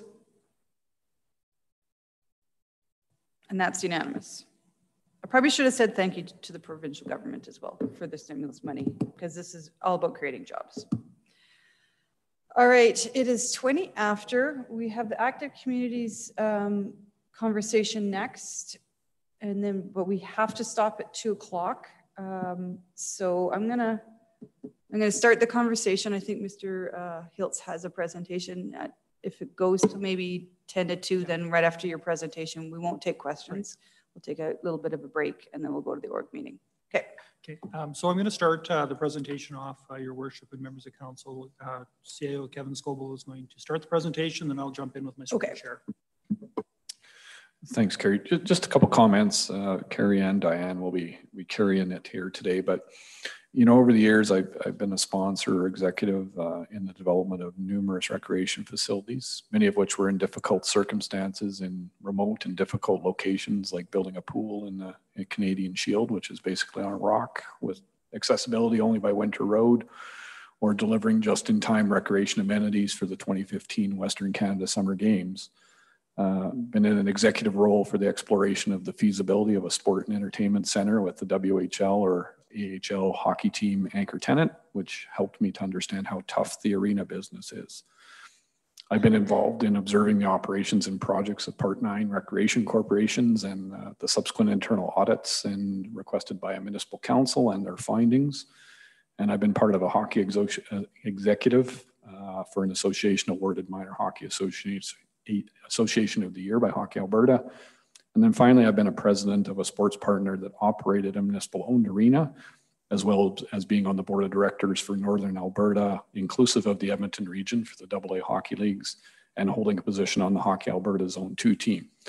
So with all this said, I've learned more from Carrie and Diane in the past few years about the recreation business than I could have ever anticipated, and they've helped me to understand how complex this sector is. So I'm pleased to introduce them this evening and leave them in your capable hands. So Kerry Hiltz is our Deputy CAO.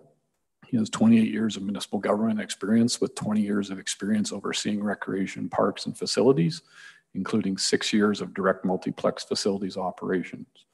He has a degree in recreation administration, a diploma in recreation and leisure studies, and holds a certificate in facility management.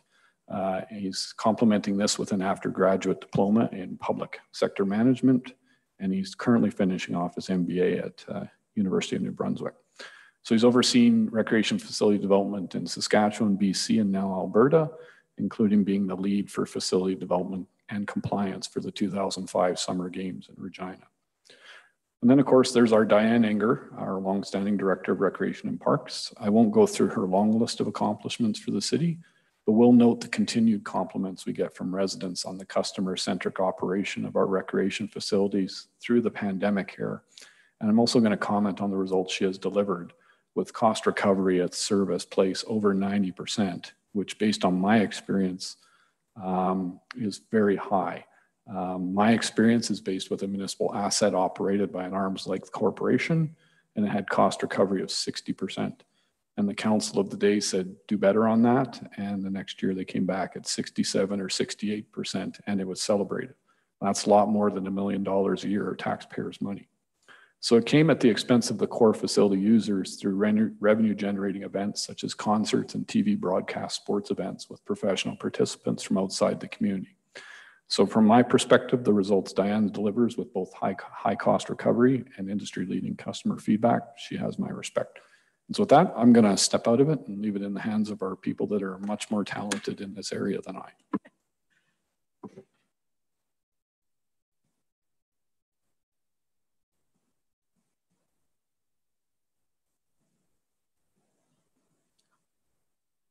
Okay. Well, thank you, Mr. Scoble, Mayor Council. So today we're going to be talking about the active communities, value for money recommendations and future facility development, administrative response to this. So today's agenda, we're going to be covering overview and history, NPV value for money recommendations and analysis, administration, analysis and planning, recommendations and options, and questions and answers. The motion that came forward by council last month was that by November 2nd, administration present recommendations on the value for money report for the Active Communities Alberta business case, as well as the next steps in the development of future facilities. So we broke this down into two motions. It's a two-part motion. So administration present recommendations on the value for money report for Active Communities Alberta business case, and was completed by MMP, and administration presents next steps for the development of the future recreation facility.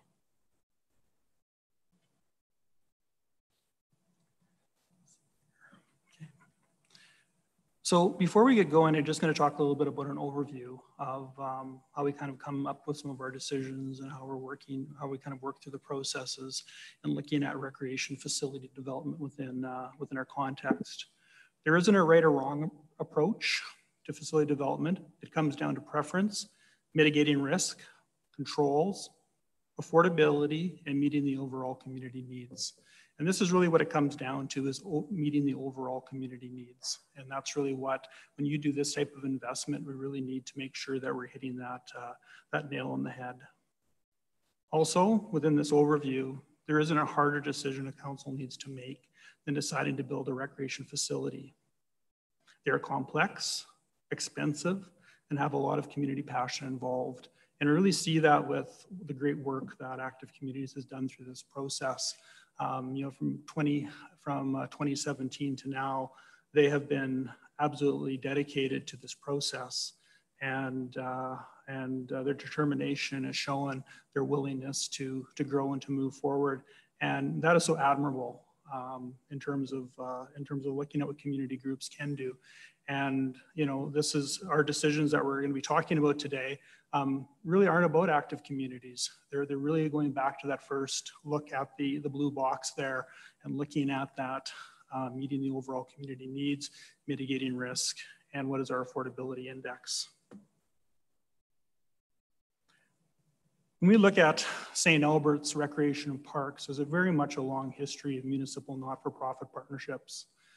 They've shown a dedication to open and working with third-party operators. And I think that even when I came into the role 18 months ago, and I bring this this passion with me, as I've always kind of told the staff, is I don't really see the value of us competing with other operators. We should be complementing what others can do. And this was something that even the staff in Recreation Parks have grabbed onto as well. And you know, we have to be looking at these developments as working together. We have a history of working with Active Communities since 2017, and the project has evolved in different iterations over that time. Even today, when Mr. Smith made his presentation, he basically indicated that they weren't going to be asking for $20 million, but they want to be able to address the MMP recommendations. So this project has ebbed and flowed over that time period. Active Communities has explored partnerships with the Capita Regional Soccer Center, St. Albert Pickleball Association, various developers in the community, etc.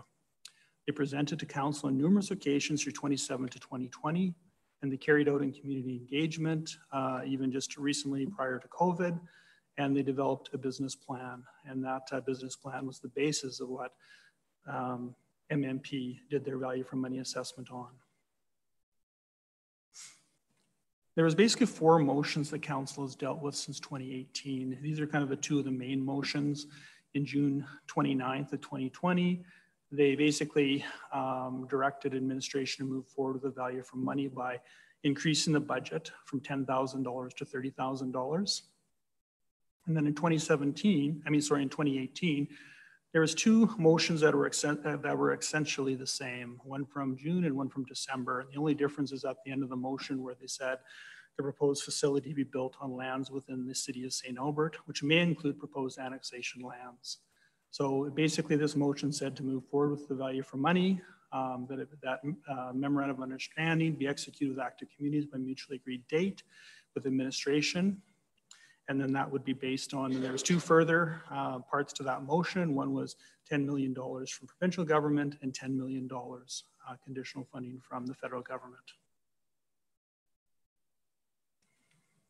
So MMP recommends a decision regarding the 20 million in capital funds for the active communities of a proposed facility be tabled until the recommendations in the report are addressed. For some reason, I have lost stuff on my screen. Oh, I'll just have to wing it, I guess. So when we're looking at, I'm just gonna go back here.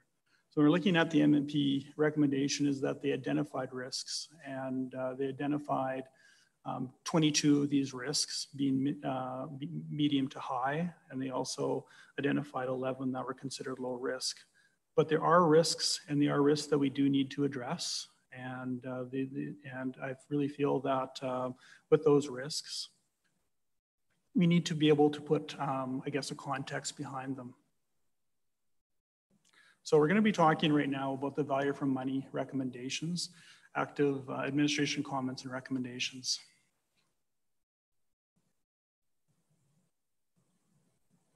Okay. So if we look at the first under asset ownership, administrative comment recommendations, administration recommends that the city owns the asset and the land. This is consistent with most third-party operated facilities throughout the province. The city owns the assets. In some cases, it's a university, and a third party operates it under an agreement set out by the owner. And basically, if we go across the province, from the city of Lethbridge, to even like Calgary, to even the Seville Center in Edmonton, we do see this consistently, that there is the owner. That owner is the municipality, or in the Seville case, it's the university. And there's an operating agreement. These operating agreements can be anything from 5 to 25 years, depending on how the parties want to move forward with that type of arrangement. Under financial impacts on City of St. Albert, administration cautions around taking on additional debt load currently. As you saw from the presentation that the CEO, Kevin Stobel, just put forward, there is, that we are just coming, we're in the middle of this COVID pandemic, and we've had to make some very difficult decisions regarding moving forward with our financial realities. We also have to make sure that when the municipality is looking at spending money, they spend their money in the right areas. And I get the question that we would have to be able to answer if we're going to invest this capital funding into this project is this the right project at the right time, addressing the most needs for the community? Also, with our conversations on granting, the likelihood of municipal financial support or shared service being required by active communities to support the operation of the facility is high. And based on current provincial and federal fiscal position, the likelihood that a grant of this size would not be secured for this project in the next 6 months. It's basically it'd be unknown, but it's considered low, as with all grant applications. As we have recently learned from the letter that we received from Municipal Affairs, is that they're basically saying it has to be very critical infrastructure for them to be considering this for moving forward. Under operational autonomy, an operating agreement would be required to ensure public good for value of capital investment. And when we kind of look at where the MMP report went and some of the key indicators, and also when we do a scan of other third-party operators in Alberta, all of them have basically said the same thing. The likelihood of municipal financial support on shared services being required by active communities to support the operation facility is high.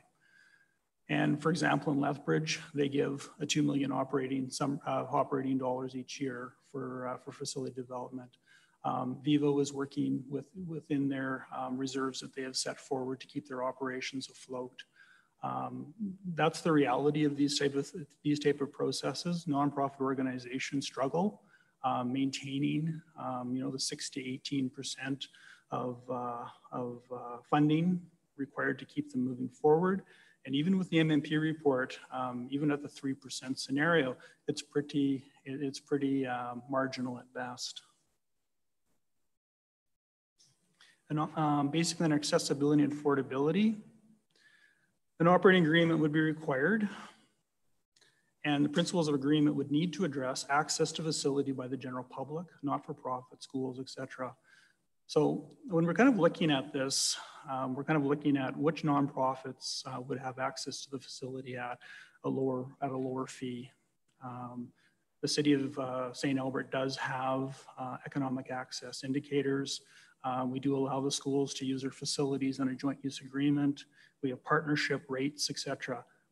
And as we move forward, and we're strategically looking at a facility, this is where we get into the whole conversation around when you have these kind of controls. So if you want to have these organizations, not-for-profit schools, things like that, using these facilities at either no cost or low cost, we need to have those controls, and those controls usually come at a cost to the municipality as well. Asset conditions. An operating agreement would be required to ensure maintenance standards and practices to protect the asset. The likelihood of requiring municipal financial support of the asset is medium to high, depending on the profitability of the facility operation. So again, generally, the more controls that are requested by a municipality, the more financial contributions would be required. And even getting back into the whole maintenance and asset conditions and the upkeep and everything else, from my experience in working with other user groups who have operated facilities, is the municipality usually, to be successful and to maintain that asset at the highest degree, takes on that asset planning and within their capital budget, so they can support that and keep that facility moving forward. Because when a facility needs to operate and they're basically being marginal, they have to make choices, and sometimes they put off that capital for longer periods of time. Now, in saying this, these arguments can be made on both sides. This isn't to say that Active Communities' business case doesn't support this already. It's just these are the realities that I'm trying to bring forward for council's consideration. A dissolution clause. An obligation would be required, again, to trigger the mitigation strategy for failure and insolvency. The triggers and mitigation strategy are complex and would need the city to be driven as the greatest impact of operational failure is borne by the city. Further protection of an asset is paramount again. And if you kind of look at these kind of relationships when you get into these third-party operators, is you almost have to look at it as almost when you're going to get married and you have a prenuptial agreement. And when you have the divorce, it's not just as simple as them turning the keys over and walking away from the facility. There's usually payments required. There's a splitting of assets. As a city, you'd probably end up buying assets back from them they put into the facility. All of these things would need to be agreed upon up front and be part of the process. Facility components. Facility proposed by Active Communities does not align with the city's administration recommendations for highest need recreation amenities. Those being aquatics, followed by indoor arenas. When a new arena is developed, a single practice arena development would be sufficient to meet the needs of the community. And I pass it over to Dan to talk a little bit more about this context. Thanks, Carrie. So as we know, recreation is very valued in our community. And as administration, we continue to look at how our services are being delivered and what the needs are in the community. So when we're looking at recreation needs, we focus on both internal and external indicators such as utilization, trends, infrastructure, and age of infrastructure, past studies, regional opportunities, and of course, public input. So administration has identified through our internal review that aquatics is a high priority and arenas are a medium to high priority. So why aquatics a high priority? Well, our utilization numbers are strong year round with over 780,000 visits of our 2 indoor aquatics facilities annually. We know that we have some aging infrastructure. Fountain Park is over 40 years old. We know community growth in new neighborhoods will increase the demand for swimming opportunities. We know that aquatics meets a broad community demographic in terms of age, ability, a kind of recreation, whether it's competitive or recreation. And we know that aquatics is significantly, is an activity that is significantly utilized by our community. We also know in 2018, the ballot question put forward identified that aquatics was a priority for our community to continue planning for. However, we know that arenas are also medium to high priority. We know that utilization in our 5 arenas is at 55%, which 3,100 hours are available, of which annually 1,600 are booked for rental or program. We do know that utilization between October to March during prime time is 90%. And during the season, we understand in 2019, minor hockey booked 339 hours outside of St. Albert, along with over 2,300 hours from individual teams who desired additional ice time outside of St. Albert during this prime time. We know that during these desired times, we cannot accommodate any additional new programming or new leagues. We currently our ice users have been able, though, to secure additional ice time within the capital region. And we know that there are 66 arenas within a 40-kilometer drive to St. Albert. This aligns really nicely to the need for our regional conversations and collaboration, where there may be opportunity within other municipalities to share or collaborate on arena allocation. We do appreciate ACA's project. It is addressing the need for arenas. However, it does not address the need for aquatics. We also know that council and public engagement are required to validate administration's assumptions around need for new recreation facilities. And one of the ways to do this is through further analysis of the community need as identified through the community amenity site planning on Range Road 260.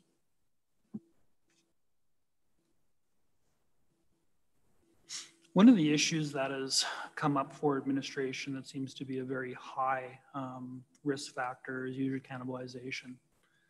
And the saturation of facilities in the region, not within just St. Albert, in the region becomes a concern. If the city were to support the development of additional arenas by active communities, the city would be contributing financially through lost revenue at existing arenas, resulting in reduced cost recovery. If there was pressure for ACL to sell ice at a current sport partner rate, the profitability of their business case would be negatively impacted. So if we show the kind of very much put our own sport partner rates into their scenario, they'd be impacted by just over $300,000. And that's a bit kind of 90-10 sport partner adult rate factor. But cannibalization to us is even a bigger issue, especially when you get outside of prime time. You need the arenas during prime time, that November through March, 5 p.m. till 7, 8 p.m. And then the rest of the time, arenas usually sit fairly stagnant. And when we do get into August and we do have those opportunities to host hockey schools and things like that, right now we're running those hockey schools between 1 to 2 of our 5 arenas. Now we'll be adding 2 more to the mix, and that becomes a very much a real issue. We also have a new arena developed that Morinville has opened or are opening.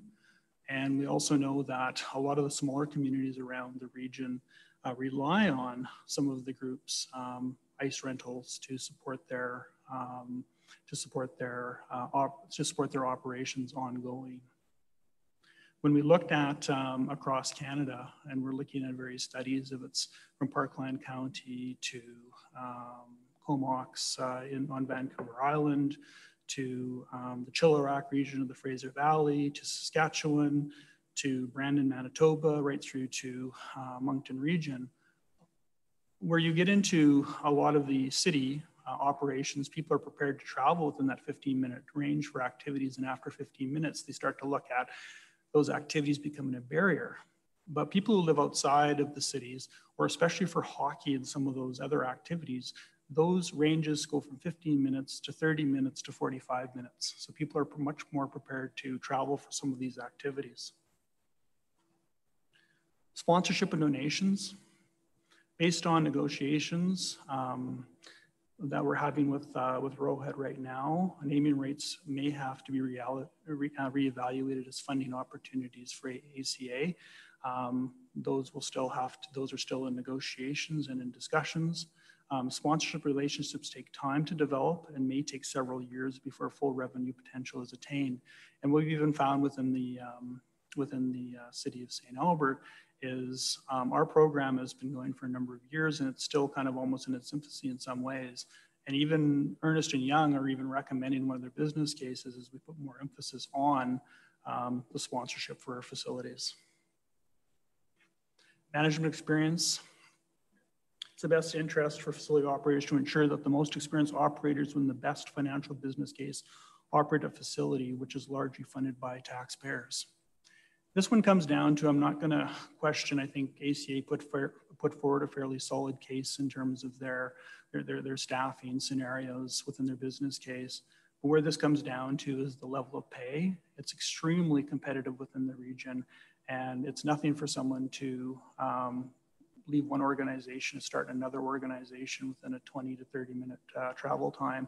And so you do have to be at the top when you are trying to recruit the best people, especially when it comes into ICE management experience, because that is critical for that activity to be successful. Again, with our staffing, I kind of covered a little bit of that right there. Staffing is high risk. There's significant competition in the region, and paying for and retaining qualified staff is becoming increasingly difficult. So when we looked at the administrative conclusions under financial, we saw additional debt load at this time may not be prudent. Low likelihood of provincial and federal grants. Medium high likelihood active communities require operating capital support or shared services from the city. High likelihood of lost revenue at existing arenas, resulting in reduced cost recovery. Competitive bid would ensure the most experienced operator with the best financial business case. Under community need, these would go into does not align with the highest need of recreational amenity, that being a pool, and cannibalism of the city and region is likely. Administrative conclusions as we're working through the process, if the partnership with active communities were to be pursued, we're looking at public good. We're looking at expectations around ongoing financial operating and capital support.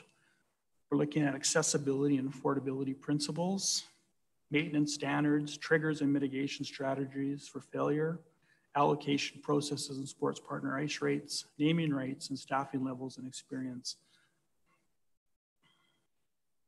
Going into the administrative analysis, this, you know, as I said kind of at the beginning of my presentation, this has really nothing to do with active communities in their business case. They put together a very solid package and they're very passionate about what they're doing. This comes down to the financial side, and are we meeting the community needs? Because this is the investment that will hold us for the next number of years in facility development. So again, work that Recreation Parks has done around needs assessment. Indoor aquatic facilities came in on top, indoor arenas, followed by a spray park, outdoor natural turf and trails, and indoor artificial turf fields. Do you want to talk a little about that now? Okay. This slide here kind of talks about amenity planning activities that have been going on for the last, since 2003 within the city. And it just basically shows you the length of time when we kind of looked at 11 different activities for facility planning that some of these activities have taken. Anything from, you know, 15 years right through to 3 years. So a typical facility timeline, and this is when all your cards kind of align. So year 1 to 3, you're kind of talking about land negotiations with ROHIT, site servicing, site planning and siting.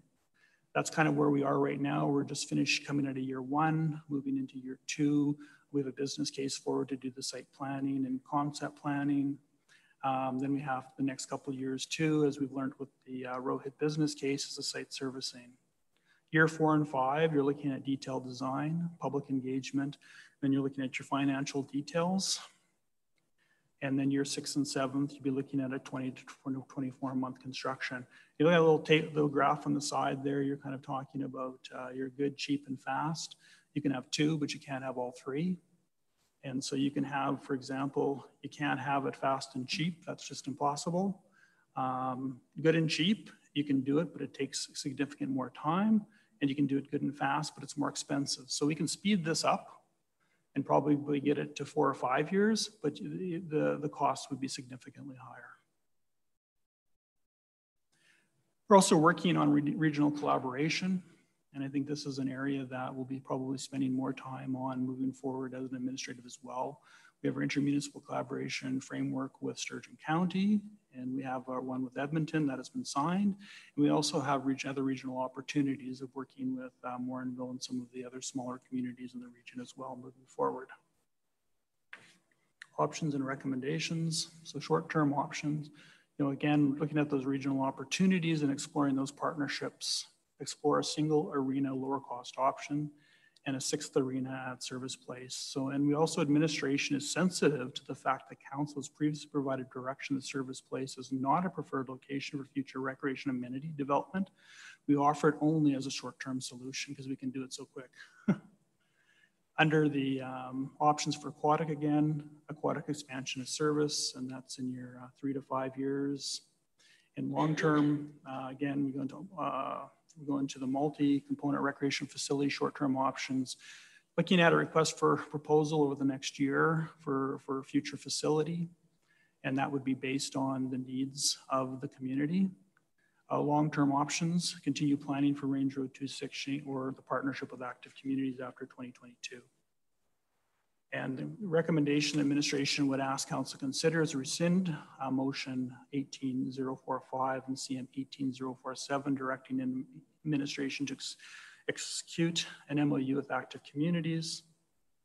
And alternatives, we can move forward with a motion specific for indoor arenas. Again, that's regional opportunities, explore them, explore single arena lower cost options like a sprung structure, a rink in the box. Those are those $6 million options. Sixth arena at Service Place. Move forward with aquatic option. That's a aquatic expansion at Service again, and move forward with a motion specific multi-plex component recreation. So request for proposal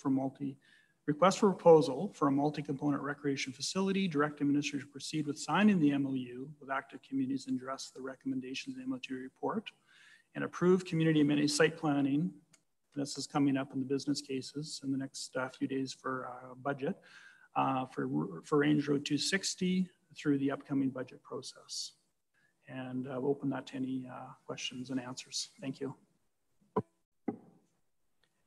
Okay, it is 10:02. I mean, I've got a ton of questions. Actually, it's 7 minutes to. So why don't we take a quick break? Because we have to break at 2, and I don't want to get into big conversations right now. So we'll reconvene here, council, at 2 o'clock and start our special org meeting. So I will now recess the current meeting that we're in, and we'll start it up as soon as the org meeting is over.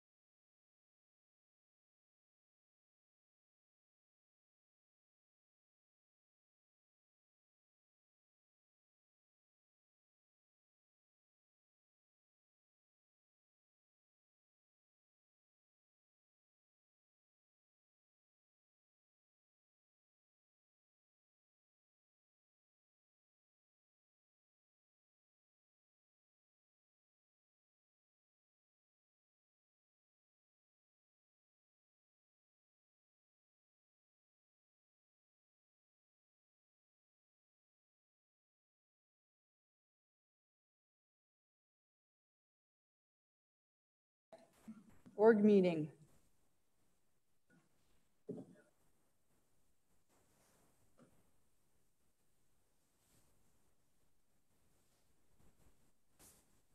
All right, I am now calling our annual organizational meeting to order for Monday, November 2nd, 2020. Attendance at the start of the meeting is 100% with 5 in person and 2 on Zoom. Councillor Mackay, can I ask you to do the agenda? Absolutely. The November 2nd, 2020 organizational meeting agenda be adopted as presented. Thank you. Any changes? All right, call for the vote.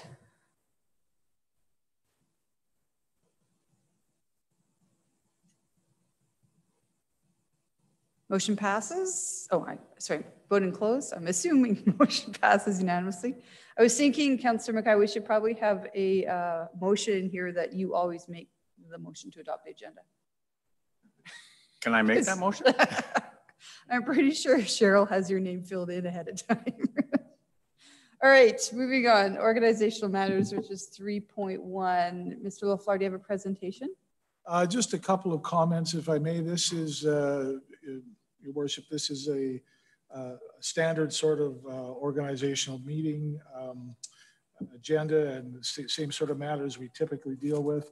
The only thing that you may have noticed, council members may have noticed, is a little different. We built in some kind of flexible language about when meetings start, just in case, you know, as COVID goes one way or a different way, and if we have to change venues or have to make them all, heaven forbid, all electronic again. So in order to allow council to roll with those punches, we've built in language that lets the agenda planning process sort of make changes on the fly if necessary. Other than that, it's what you've seen in previous years. Okay. There's nothing remarkable about it. Yeah. And we've taken away the end time of 7 p.m. We have, yes. Yeah, that was last year, I think. That was last year, yes. All right. Any questions? Go ahead, Councillor Hughes. Sorry. Thank you. Just a quick one, Mr. LaFleur. I believe that the council committee, the Standing Living Committee, and the other one, I thought it was a 1-year appointment, and if I'm missing it, I apologize, but I don't see the appointment for the upcoming year for that. Am I missing that? Are we talking ledge appointments? No, like the community living, you know, the one on the second Monday of the month. The standing committees, correct. Okay. Yes, those ones were, I believe it was a 1-year appointment at that time, and I don't see the numbers or the assignments for that for this upcoming year. I'm assuming it might be the same, but I thought that we had to declare it every year. I think they were 2-year appointments, but Yeah, the chair was just 1 year. Yeah, I think that's the reason. I can check again, but I believe they were 2-year appointments with the proviso that if anyone didn't like their appointment, they could approach the mayor and, you know, there could be some changes. I don't know if that happened. Obviously, that's none of my business. So. Okay, I really did think it was a 1 year was what it was amended to. So that's why I'm asking just for housekeeping, so that's at least we don't go back and we missed something. And I just realized it now, otherwise I would have told you earlier. Okay, that was it. All right, Mr. LaFleur is looking at that. Is there any more questions? Go ahead, Councillor. I'm sorry, I just picked this up. Back in September of 2018, the Edmonton, the Capital Region Waste Advisory Committee changed their name. We're not on And I know, but I just went, what Okay. time do we, when do we make that? When do we put that's agenda item 3.2. Okay, yeah. Thanks. Sound good? Okay. All right. Clear. Can I have someone make the motion? Mayor Herron. Who's that? Go ahead, Councillor Jolly. Hi, I'm just reading the community standing living bylaw, and it does say that it is a 1-year term.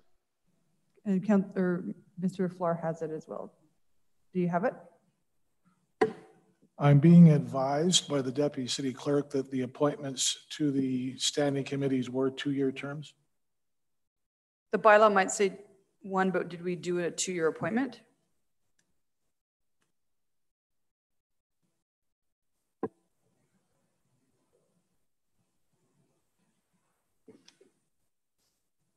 So we're going to get it read out. Hold on. Yep. The motion that was from last year in 2019 was that Councillor Hughes, Councillor Jolly, and Councillor McKay be appointed to the Community Living Standing Committee for a 2-year term commencing November 4th, 2019. And Councillors Watkins, Councillor Broadhead, and Councillor Hanson be appointed to the Community Growth and Infrastructure Committee for a 2-year term commencing November 4th, 2019, subject to the provisions of the bylaws establishing those standing committees, for a councillor to request to be moved to a different standing committee after the first year of the appointment. So if I may, then, in the absence of knowing anything about any such request, we didn't put anything about those committees on the agenda. Okay, if we have a motion that is on our books that said they're appointed for 2 years, then we're good. Okay. And is anyone wanting to switch? And then we're good. But we will have re-elections for chairs in January, right? Okay. Or is it right after this? Right after this? Okay. I think it's at the first standing committee after today's right after this, so next week. November 9th is our next committee meeting. We can worry about that on November 9th. Okay. All right, can I have somebody read out this motion? It's a big, long one.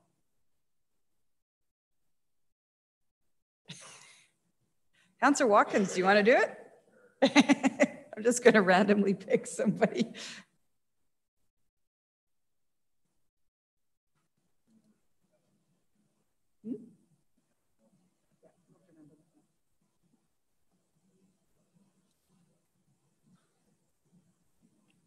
It's too really long to put in the chat. Do you have it there? We do have it in the chat, actually. Yeah, it is in the chat. Is it the first part that you're doing? Yeah. Sorry. Councillor Watkins, do you want me to get someone else to do it? Is that all highlighted in green there, Wes? Ready to go? Okay, go ahead. Councillor Broadhead. All right. Thank you, Madam Mayor.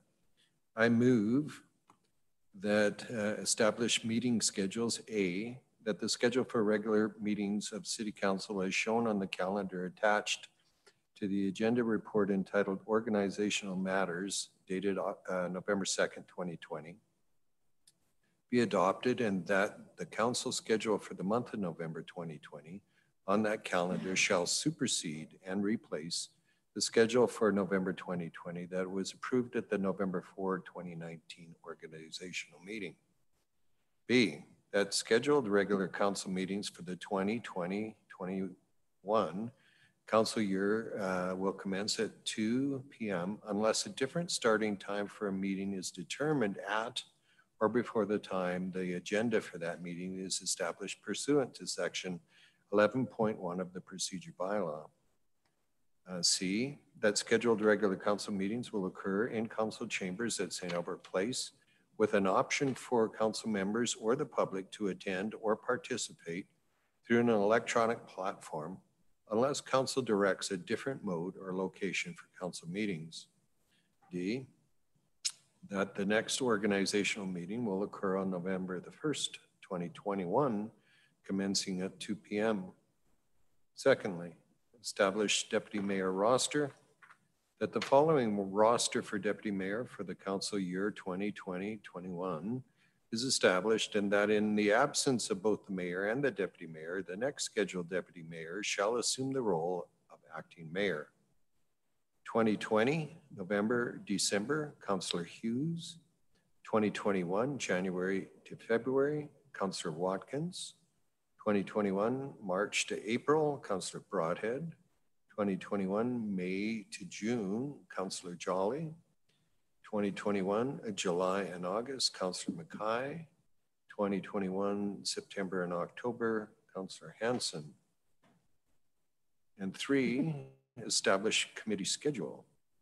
A, that the schedule for regular meetings of the Community Living Standing Committee and the Community Growth and Infrastructure Standing Committee As shown on the calendar attached to the agenda report entitled Organizational Matters, dated November 2nd, 2020, be adopted, and that the Standing Committee schedule for the month of November 2020 on that calendar shall supersede and replace the schedule for November 2020 that was approved at the November 4, 2019 organizational meeting. And B, that the meetings of the Community Living Standing Committee and the Community Growth and Infrastructure Committee for the 2020-21 year will commence at 9:30 a.m. and 1:30 p.m. respectively, unless a different starting time for a meeting is determined at or before the time the agenda for that meeting is established pursuant to section 11.11 of the procedure bylaw. And C, that the scheduled regular standing committee meetings will occur in the Douglas Cardinal Boardroom at St. Albert Place, with an option for committee members or other council members or the public to attend or participate through an electronic platform, unless council directs a different mode or location for standing committee meetings. That's the end. Thank you, Councillor Broadhead. All right. Any opening comments? Yeah. Air, yes, I need some air. Madam Mayor, this is a procedural meeting that we have to go through every year that establishes how council is going to operate in terms of meeting and deputy mayor assignments and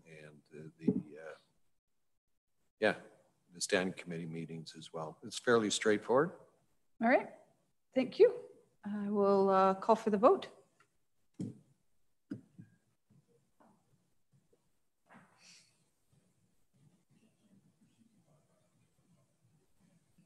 Voting's closed, and that's carried unanimously. I'll just point out that actually back to the calendar, normally we have those 3 meetings in March, but we actually got rid of the last one at the end of March. But if it is a busy season, especially with developers trying to get their stuff done in the spring, we might have to call a special meeting for that last Monday, but hopefully we won't. And I did make a jot down on my piece of paper, Cheryl, that the agenda committee will need to add the selection of the chair to the agendas for next Monday, if that's required. So maybe if you could just have a quick look on how that works. Okay. All right, ledge appointments. Anything on this, Mr. Lafleur? No, I have no comments. All right.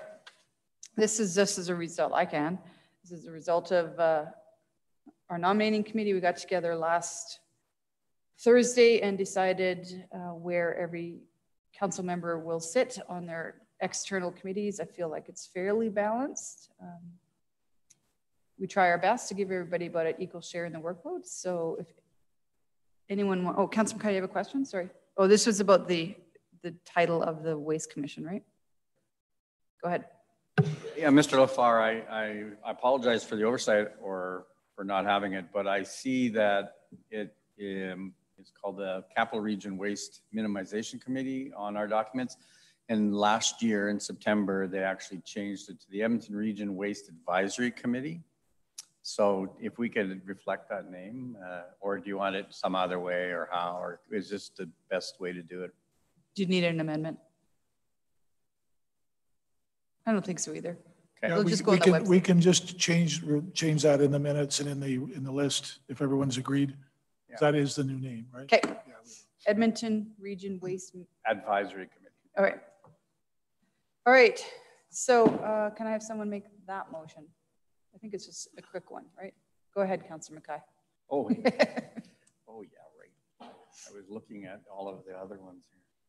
Oh, Councillor Watkins is on this one. He's ready. That council members be appointed to council committees and external agencies as set out in the table recommendations of 2020/2021 appointments to council committees and external agencies provided as an attachment to the November 2nd, 2020 agenda report entitled Legislative Appointments in each case for a term commencing immediately and ending on the date of the 2021 organizational meeting unless otherwise specified in the table.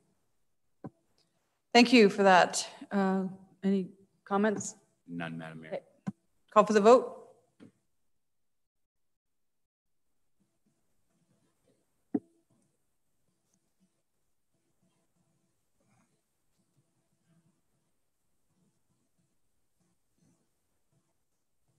I voted yes.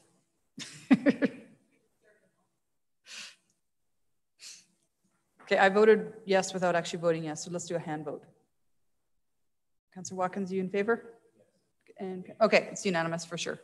Okay, and that's it. The only thing I would like to add, council and public, is that for 3 years, including our inaugural meeting and then the last 2, we have had a Indigenous smudging ceremony on our org meeting.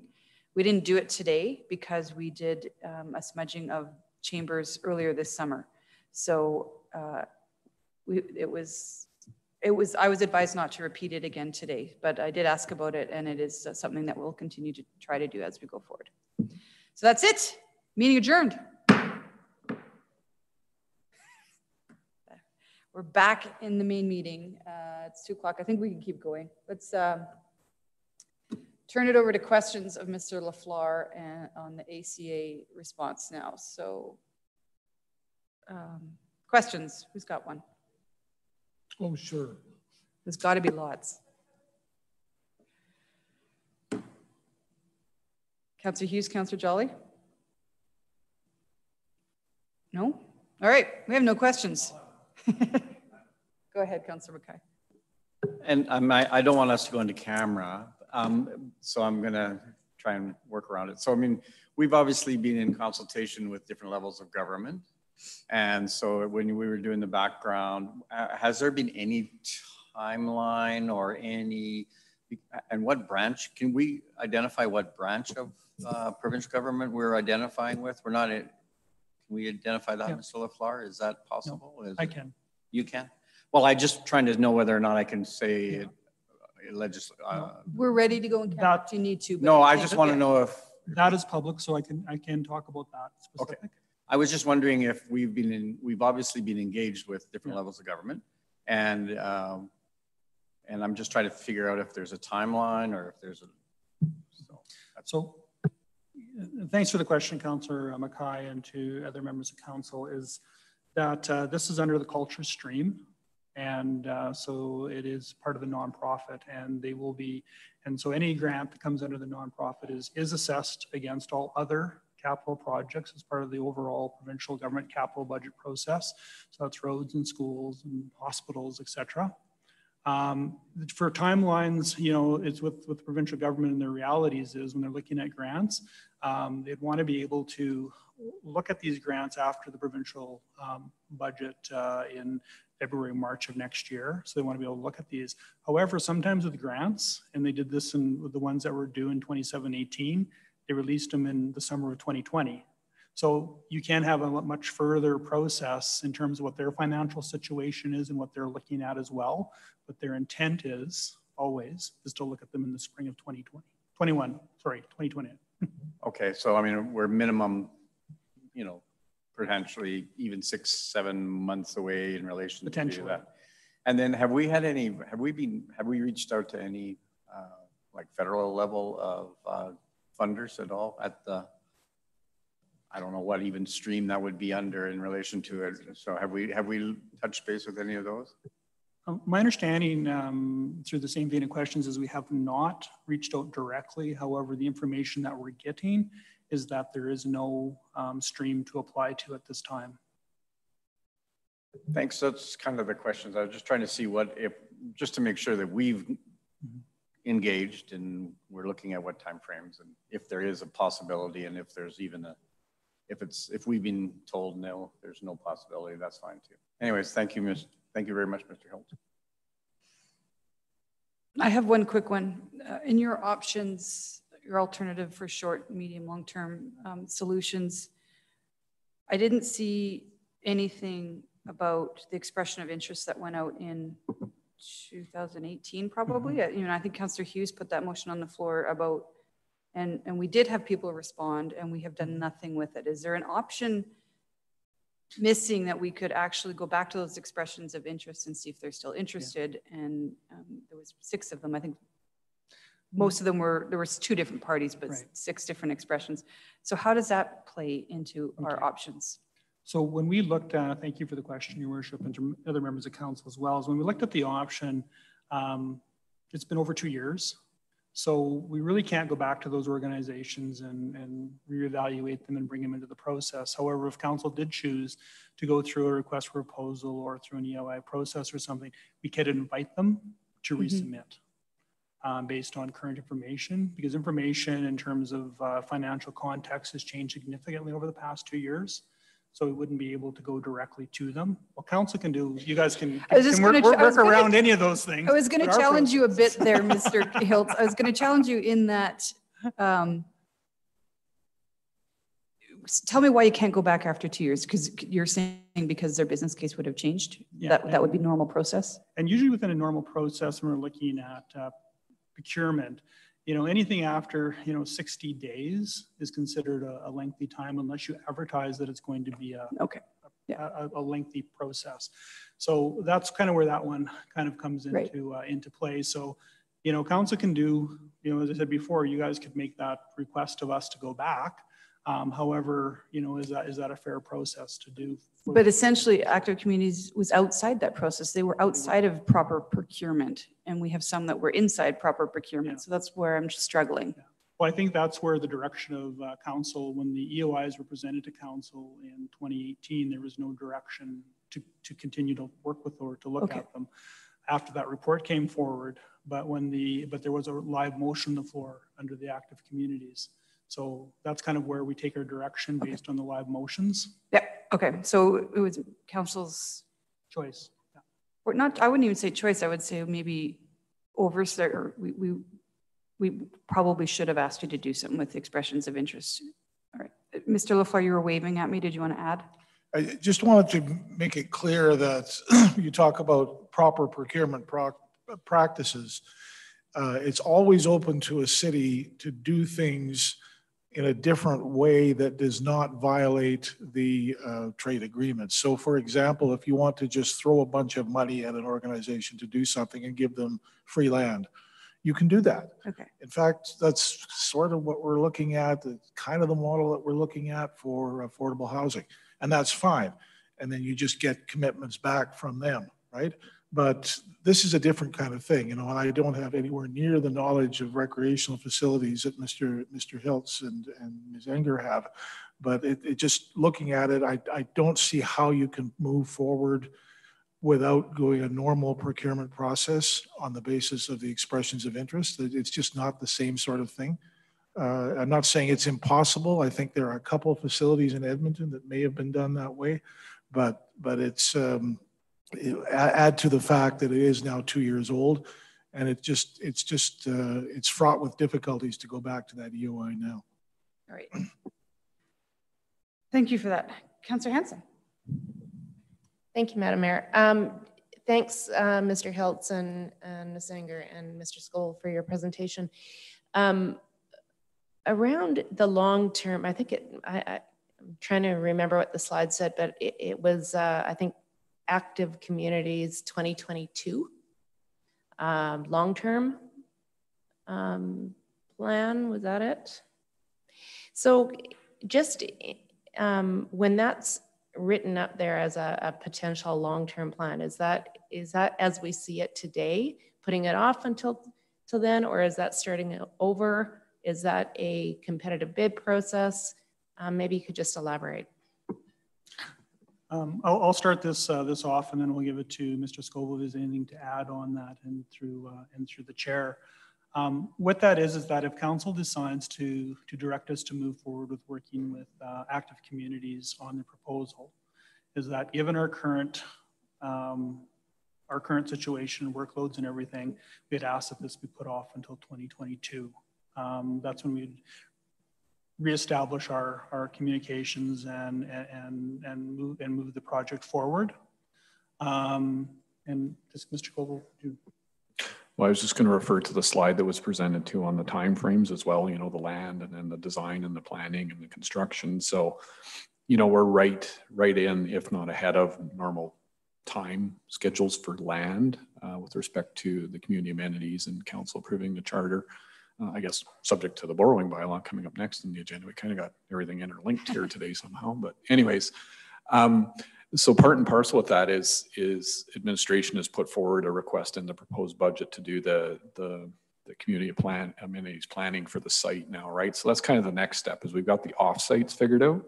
Now we need to understand the on-sites, what fits where, and you want to get that right from the get-go. Otherwise, we're going to have a bad legacy for years of things being in the wrong spot. As well, you need to understand your on-site costs. Now, are we building 50 meters of pipe and road, or are we building 250 meters of pipe and road, right? So those are kind of those next steps in this process now is we know what it's going to cost to get everything to the site, now what it's going to cost on the site, and making sure through this planning process that's been proposed in the budget that we get everything in the right spot, so to speak, because there's other things that we're looking at on that site as well, whether it's a future school site or some commercial or whatever. You want to get that planning done right as well. So that's kind of, now we're moving into that 1 to 2 years to get the site figured out. We know where the site is. We're in the process of getting the site. That's that first 2 to 3 years. Now we got to take a couple of years to figure out where do we get everything on the site. Okay, I appreciate that.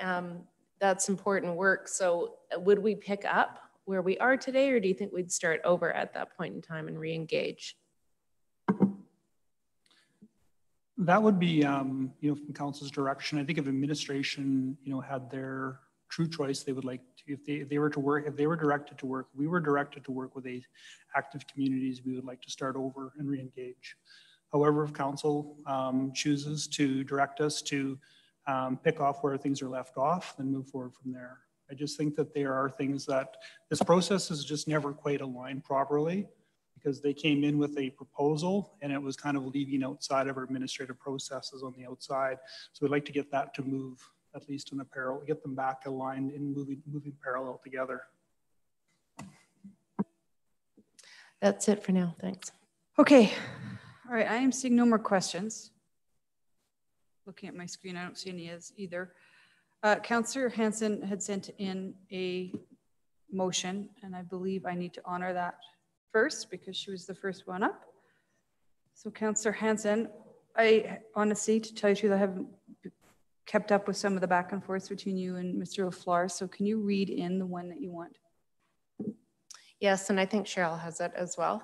But the alternate motion that I'm proposing today is to direct administration to proceed with the active communities memorandum of understanding after ACA has had the opportunity to fully address the MNP report recommendations, and those recommendations have been accepted by city administration and approved by council. Okay. All right, before I accept that, is there any questions on this motion? Councillor Hughes.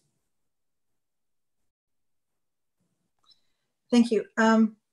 The wording of the motion, I'm having a little bit of pause. I'm trying to figure this out because it's saying after council approves it, but there's no guarantee that council is going to approve it. So I'm not sure, I don't know who I'm looking at, quite frankly, to answer the question. Maybe Mr. LaFleur, I'm not sure who worded it, but it's saying we'll continue after, but there's also presumptions about it. Like when I first saw the motion, I thought it should just be that they continue to address it and bring it back for council's reconsideration.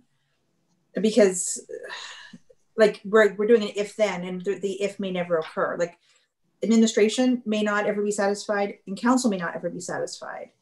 So in my opinion, it was sort of like, shouldn't the motion end at saying come back to address it?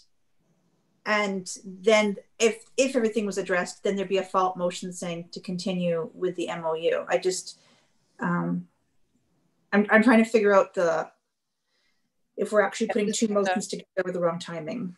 This is a question for you, Councillor Hansen.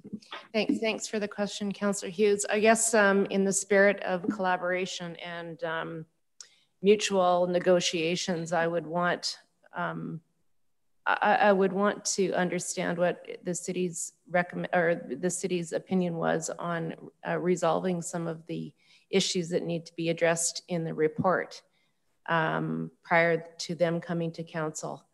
At the end of the day, ACA hasn't had a chance to address the items in the report that are in their bailiwick. So, but I do want to see it sort of vetted by administration before it comes to council, and that's why I've added both levels there.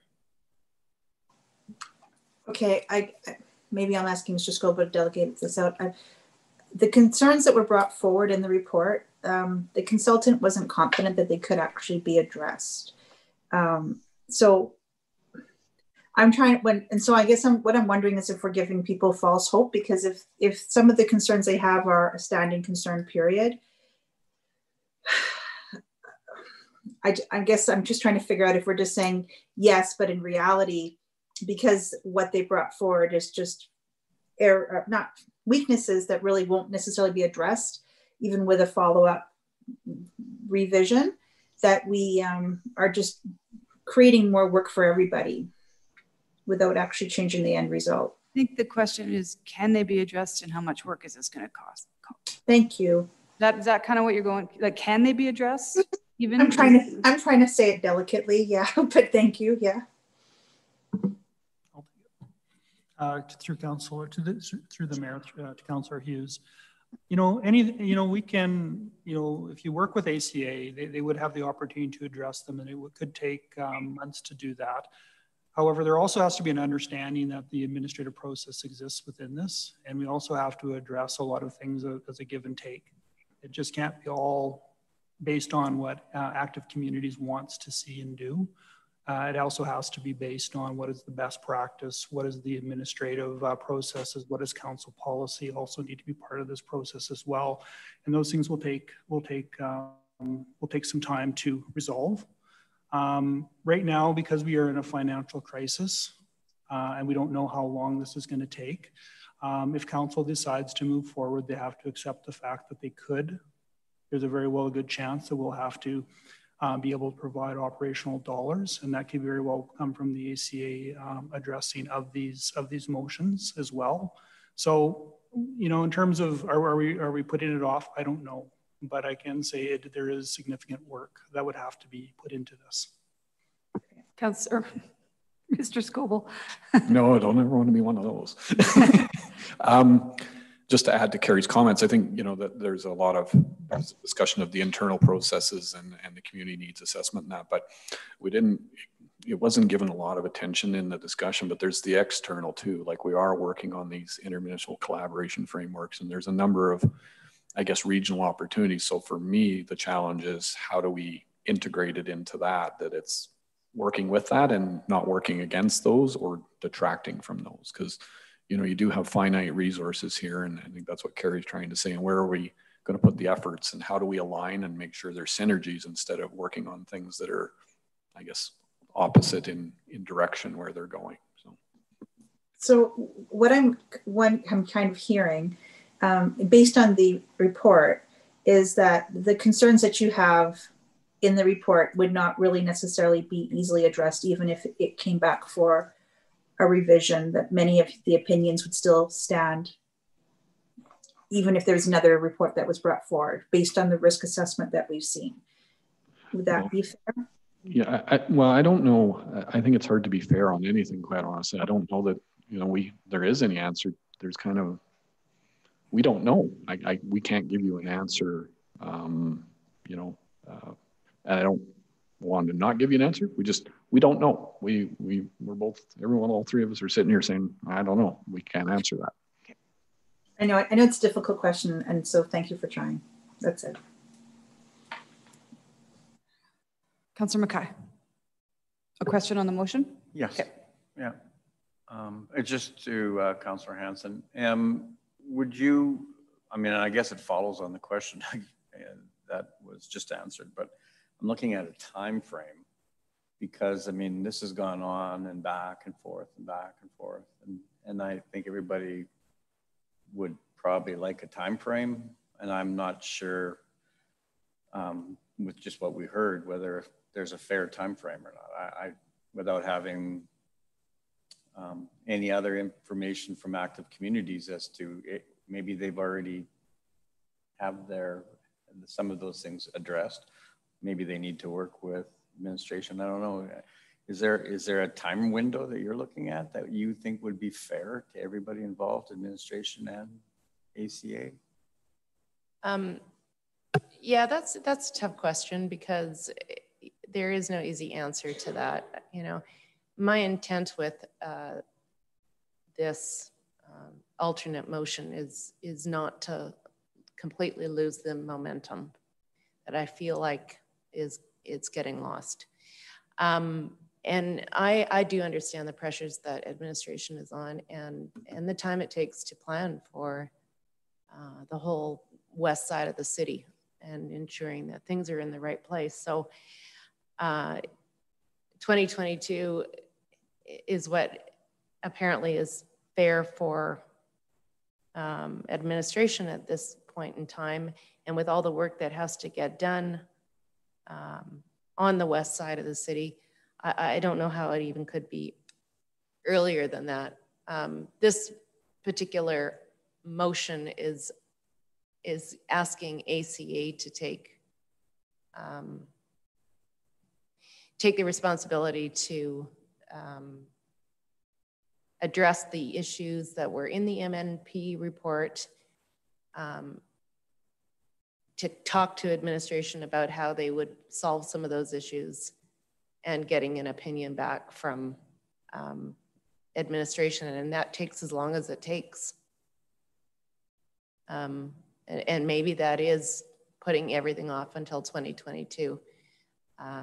But that means no MOU also for ACA. So it's a very difficult question to answer. Obviously, I want them to have the momentum to go and get their funding, but we also have work to do at this end. And we have to be cognizant of all of that.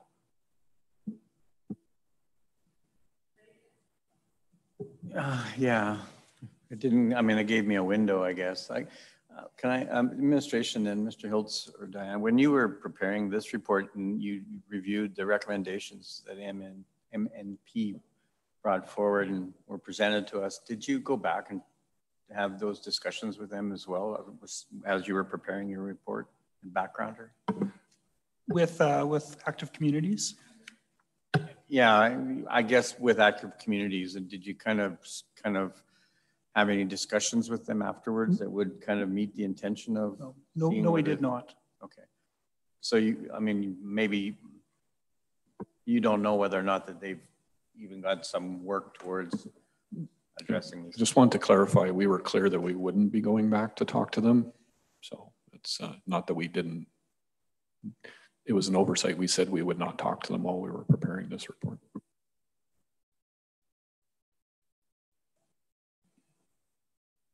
Thanks. Okay. Okay, Councillor Hughes, another question on the motion? Go ahead. Thank you. Okay, so assuming this motion passed, how would administration, would they require a second risk assessment to be able to evaluate it? Because essentially it'd be a brand new proposal. So would you guys feel that you could do it without a second external, or would it actually be an internal assessment? I think if we had the time to do it, we could do it internally. I don't think we would require a second assessment. And if we did require a second assessment, it would be possibly on an independent financial review, which would not cost a lot of money. Okay, thank you. All right, I'm seeing no more questions. Councillor Hansen, I'll accept your motion and I'll let you go into opening arguments. Thank you, Madam Mayor. I want to thank administration for all their work, and I know that this has been a very long and drawn out process, and I also know that it has not been without its challenges. So, and I also appreciate the value for money assessment highlighting the potential risks involved. I know these are real issues and they need to be addressed, and so I do appreciate the level of detail and complexity. At the end of the day, I and many of the community remain supportive of the project and see it as meeting a huge need in our community. I'd like to see the MOU signed because without it, I don't think there is a chance that any other levels of funding will occur, and it would be difficult to proceed with anything if we didn't have the extra funding to do it with. And we heard that from Kelly Smith today. Having said all that, there are things, there are a couple of issues within the administration's report that I don't agree with, and I would just need to go on record as saying so. One of them is that there's no direct return on investment for the city, and I think We've talked about opening the west side of the city for many years so that we can attract business from all over the region. In my mind, the whole built development being contemplated is to bring investment to the city. And that would include a recreation facility. So sports brings families, it brings tournaments, it brings people, and these people play and shop in our city. So I don't know that we can say that there isn't return on investment. Secondly, it was pointed out by admin that there are many rinks in the region, and I know that that's true. And that I guess it's within driving distance if you're willing to go 30 and 45 minutes away. I just want to put it into a little bit of perspective that hockey players have 2 to 3 practices per week, and I'm only talking hockey right now. There's ringette, there's figure skating, there's public skate, there's lots of users of rinks. But hockey players have 2 to 3 practices per week, 1 to 2 games per weekend, depending on their level of hockey. All of these ice times are before and after school and weekends, and so they're in that prime time that Ms. Anger talked about. Minor hockey teams are jockeying for those prime times that work for families. And there's a giant rush to take any rink that you can find for any given season. And I can tell you from experiencing having multiple kids in hockey over 15 years span, which is a long time ago now, so it's gotta be worse.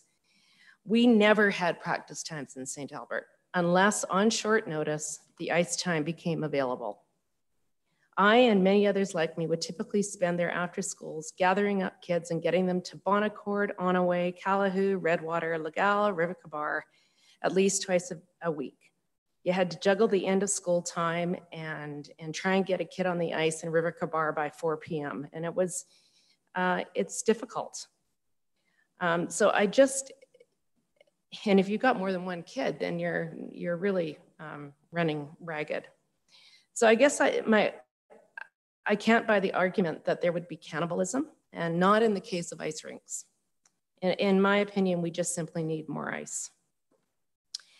But back to the MOU, I don't think we'll ever know what outside funding can be obtained unless we facilitate the process. So I'll wrap it up by saying that I do understand that there are inherent risks, and they were laid out to us in a very articulate way today. I guess at the end of the day, if we wait till 2022 and there's a competitive bid process, I would hope that ACA would be there if this motion fails. But ACA doesn't really have a chance unless they can get funding from other levels of government. And according to them, the MOU is an important piece to that. And so if we rescind that part, we've taken away possibly their ability to get extra funding. And so as a champion of the project, I put it out there for debate. All right, any more comments?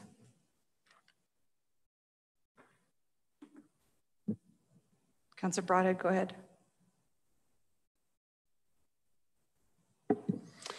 Thank you, Madam Mayor. I've been torn by this work with Active Communities Alberta for some time, simply because I appreciate the effort they put into it, and they have persevered, quite honestly, over a considerable length of time. And quite honestly, should they get the funding from other orders of government, it would be quite a coup for St. Albert to have this facility built by this organization in our community, because we'd be getting a facility that's needed at considerable savings. What unfortunately has come into play, I think, for me at least, is that I'm not sure that there's a whole lot of promise that other orders of government would have the dollar value to kick in at this particular time.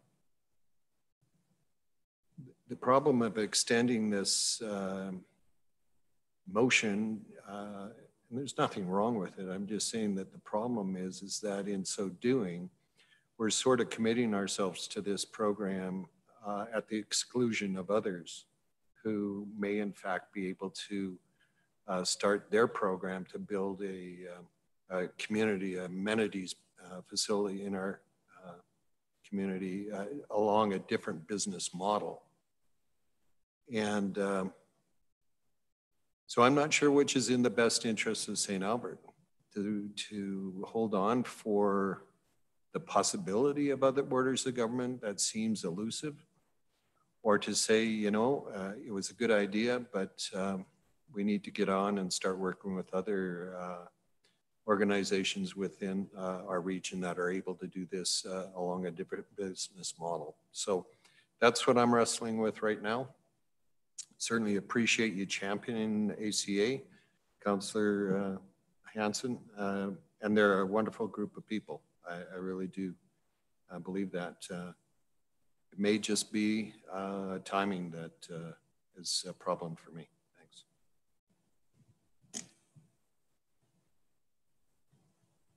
Okay, I'm seeing no hands over on the screen. I'm seeing no one registered here. I'll finish, then I'll go back to you, Councillor Hanson. I did write down my thoughts on this because I just wanted it on the record. So I started off, Jackie, I should call you Councillor Hanson, but it's Jackie to me. Just want to thank you for your support on this. I know it's been unwavering and I question it sometimes. And you and I rarely disagree on motions in council, but this one we do. And we know that and we've maintained our relationship over that. So thank you. I applaud you for the commitment. And to ACA, I think you pointed it out, Mr. Hiltz, it's an amazing, and I still quite often question why, like it's just a passion for this project. And, you know, they've spent countless hours and I need to thank them for that too. But as I think Councillor Broad had summed it up in about one word, it's about timing. And I just don't know if this is the time. So when you read the Myers-Norris Penny report, they themselves advise us not to proceed until all issues are addressed. My thoughts are, it's not the job of the city staff to make a third party's business case attractive, especially when there are others out there that have followed process which involved responding to the expression of interest. Of the 20 odd recommendations, a lot of them do fall on the plate of our city staff. It's not up to ACA to address them. And that therein lies the problem is our staff are stretched thin, and we are asking them to one more time focus on a third party business case to the exclusion of others. I understand the attraction of the ACA business case. I've always been very excited, supportive, and open to it. But that was because they were promising money from other levels of government. And they were also promising that no ongoing municipal tax dollars would be used to support the operations. It is now my belief that both these cannot be realized at this time. The provincial and federal government have no money, and there's no question about that. And what money they do have, we've heard from the province, will go towards critical infrastructure. And I do believe the margins are too tight at about 3%. So there is a very high likelihood that we, the taxpayers of St. Albert, would still have to subsidize a facility. I honestly believe that active communities can still continue on their efforts because they do not require an MOU to secure provincial and federal funding.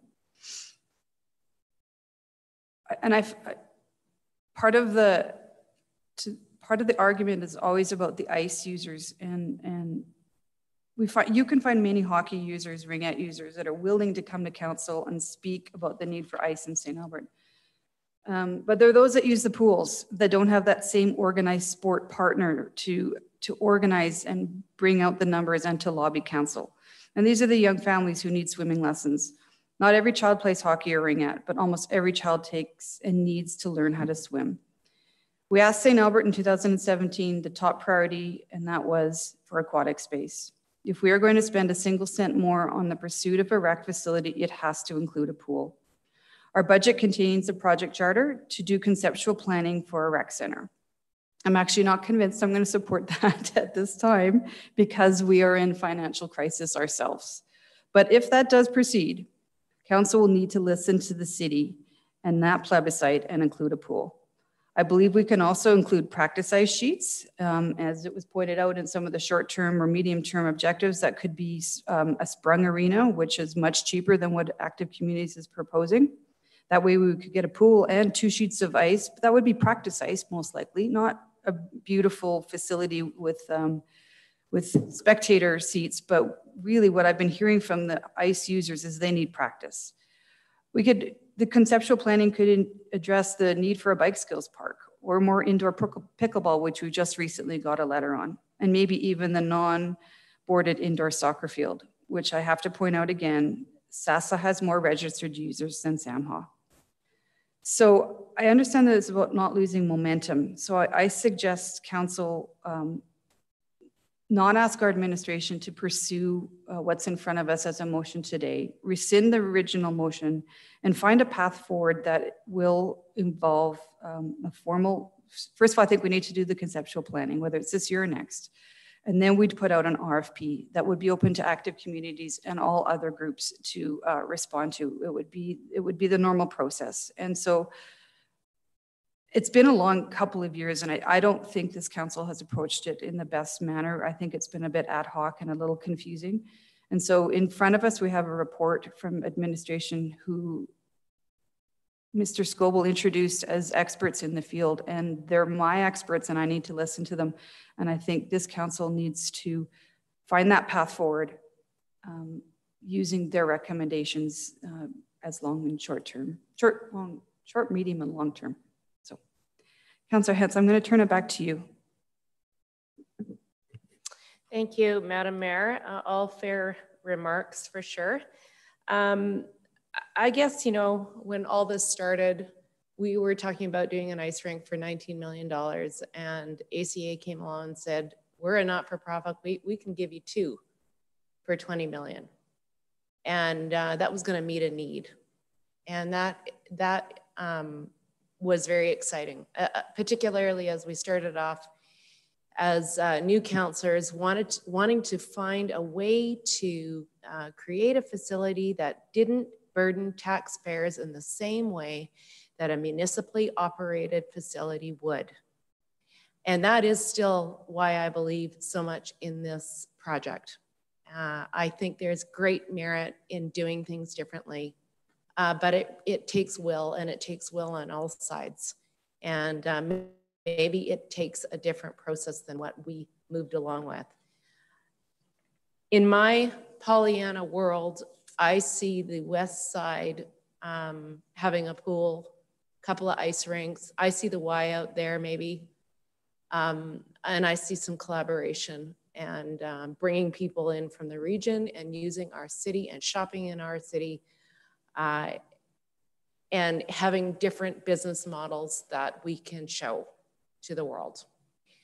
That's, yeah, I felt like a little bit of a salmon swimming uphill or upstream in this process, but mostly because I really do believe in this project. And the MOU, according to the Active Communities, is that piece that helps them get the funding. And we are in very difficult times, and there's no way to, we're in unprecedented times, as we often say. So I'm sticking behind my motion. I'd like to see the MOU go forward so that they can carry on with their good work. And so I'm hoping that council can see merit in this pathway forward. Thanks. All right, call for the vote.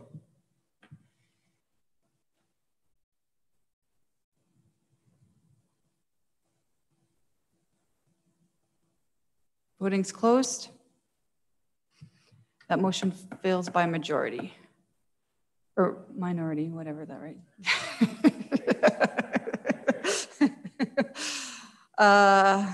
so we're back with a recommended motion from administration. Does anyone want to bring that forward? I'm seeing no one. Oh, Councillor Broadhead, you ready? Okay. Thank you, Madam Mayor. The council motion CM-18-045 and CM-18-047 directing administration to execute an MOU with Active Communities Alberta be rescinded. Is there anything more you want to add to this?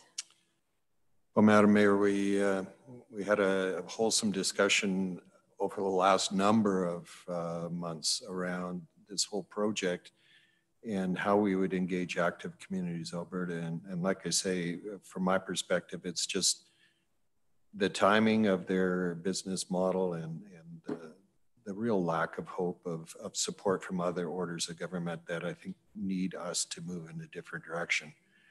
And this motion here makes it clear that we're going to go in a different direction. Thank you. Councillor Mackay? Yeah, I'll make some comments because I didn't make any comments on the previous motion. I guess, I mean, and I'm somewhat optimistic by the discussion on both sides of the question, because I don't think it's the fact that we're not going to move forward looking at new opportunities for recreational amenities. And I appreciate administration's backgrounder and all of the work that they have around looking at what amenities we require. And part of my concern initially with the whole Active Communities application is I thought maybe it was a ready, fire, aim type of an approach where, you know, we were being told what we needed that seemed to be a little bit at odds with what our own studies have been showing. But, you know, and then along come coronavirus and the pandemic and its impact on all of us, not only in our health, but also in our economic health. And I'm very concerned that, you know, we're maybe losing the opportunity to look at how do we deliver services a little bit differently and maybe a little bit more effectively. And, you know, public-private partnerships still, I mean, I'm very conscious that they're still possibly on the table, and that once we determine what we need, that there is an opportunity that then we go back out into the market and we look at different models. And I'm very confident in the wealth of experience and knowledge and administration that our needs could be met that way. But I mean, you know, we're already looking at service reductions and service impacts potentially that are in front of us, such as closing Grosvenor Pool again for another year, which certainly does have economic payoff, but it has real hardships on our community. And so there's a balance. And so I'm looking at all of this with an eye around our, you know, is there a better way to deliver services? And certainly when we engaged Ernst & Young, when they've looked at their operational and fiscal review, they are identifying potentials for that.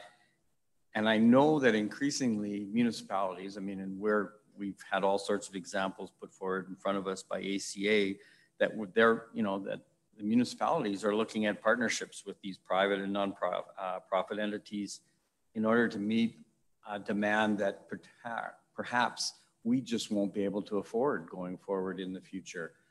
Because it's just going to be too expensive for us to run, or we're going to have to look at other alternatives where we're going to have to maybe charge more in fees to our residents. So, and that creates ongoing hardships either. But, you know, and I realize, you know, this is maybe stating the obvious, but I think there's an opportunity to utilize each other's strengths, whether it's with a nonprofit or a private entity. And if this motion is successful and moves forward, I am somewhat comforted with the opportunity that once we identify our needs and where they are, that Active Communities can still be in the game and moving forward, or potentially other providers. So I know this doesn't close the door in relation to looking at other ways of providing services, but I am still saying a little concerned in relation to the way that this is going to end if it does today. Thank you. Councillor Hanson.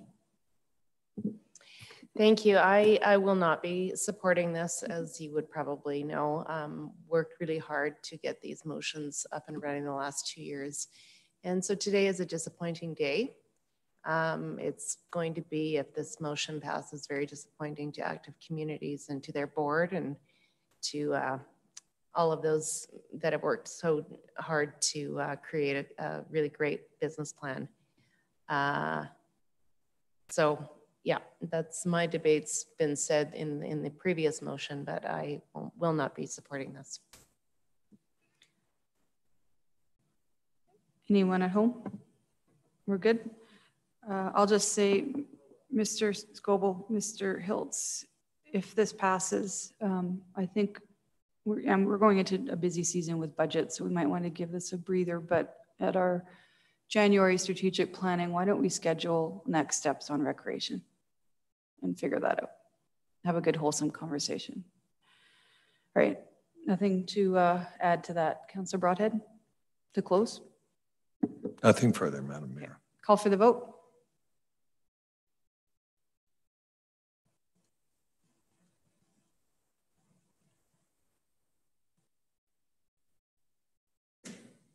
All right, voting's closed, and that passes by majority. All right, next on our agenda is I normally read what we passed on consent, but I'll just kind of summarize it. We had 3 first readings for bylaws.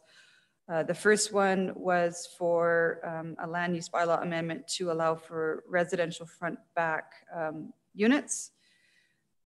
There's no red line version to this one. Is it possible to get the red line for the public hearing? Just unless I missed it. But the second one was a land use bylaw amendment to allow for 0 lot line dwellings. And the third one was first reading for Northridge Phase 2 redistricting. So all of those have had first reading today on consent, and public hearings are scheduled for November 30th. And then the fourth, but this one was pulled from consent because I think Councillor Hughes had a question. This is 8.4, the boring bylaw for Range Road 260 and Lakeview. Councillor Hughes?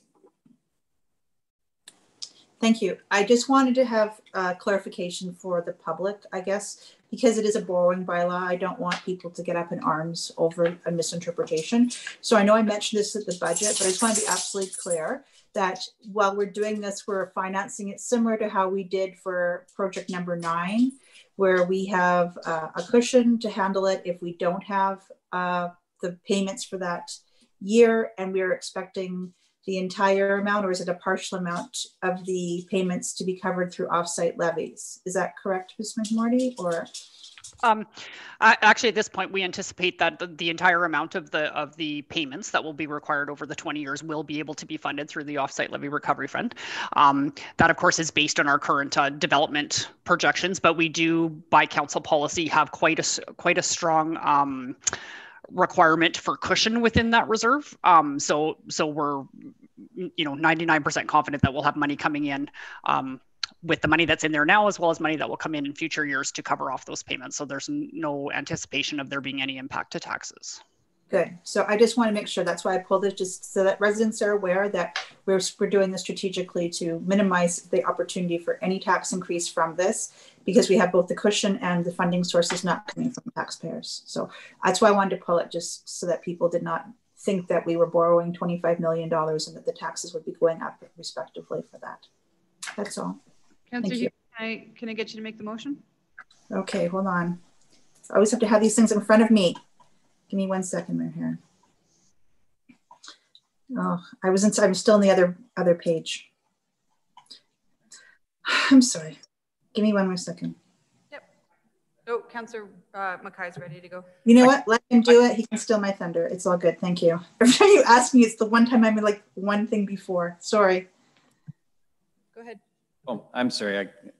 It's sometimes hard to hear you, Councillor Hughes. I apologize. So that bylaw 41/2020 being a borrowing bylaw to finance the design and construction of water, sanitary, stormwater and road infrastructure necessary to support the community amenity site and the Lakeview Business District be read a first time. Anything to add? No, Councillor Hughes captured it quite well. All right. First reading. Anything else? Call for the vote.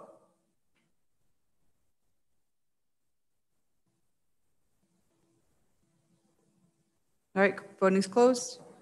That passes unanimously. Within that agenda package, second and third reading will be in front of us on January 18th. Great. The next thing on our agenda is a public hearing, which are normally scheduled for 5 o'clock. I did get a message from Mr. LaFleur. It'd be we can proceed immediately with the public hearing, not waiting for 5. This is because it was made very clear in the advertising that persons wishing to address council verbally had to register in advance, and nobody did. And there were a number of written submissions included in the council package, so we do have public feedback. So let's go ahead with the public hearing. I'll declare the public hearing on bylaw 34, 2020 open. And we have Eric Schultz from planning. Does he have a presentation? So, I don't know if Eric's on the line. Oh, right, because we're a little early. Yeah, this is coming as a great surprise to him. So if you maybe give him a couple of minutes. I'm sure he's ready to go, but it's 5. Hi, this is 5 minutes. Christina. Yep. Okay. Bye. Mayor Herron, could I ask you, what was the vote on the ACA proposal on the MOU? Was it a 6-1 or I couldn't. It was 4-3. Oh, really? Yeah, with Councillor Mackay, Councillor Watkins, and Councillor Hanson in favor of her motion, and the rest of us not in favor, and then same vote on the rescind. Oh, okay, thank you. Okay. I apologize, I should continue to read those out. I always forget.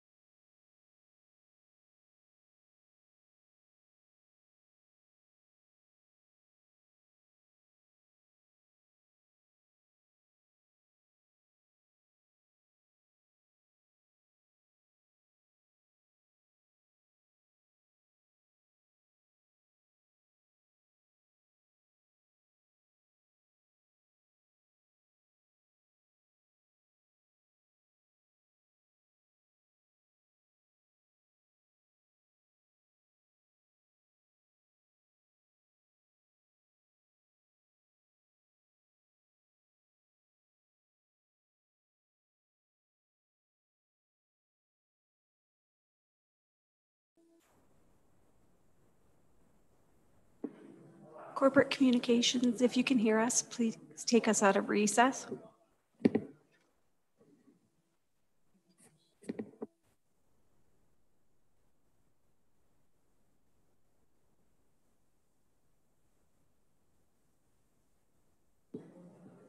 Mayor Herron? We're ready to go, yeah.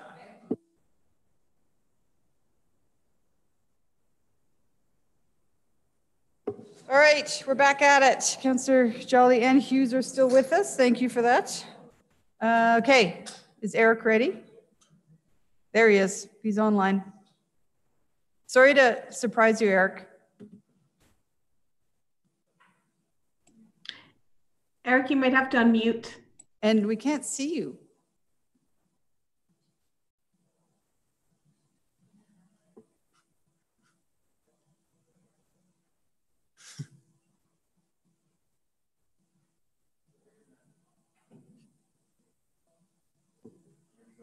I don't know. Eric. Give me 1 second. I'll go see if Eric can come to my computer to present. Okay.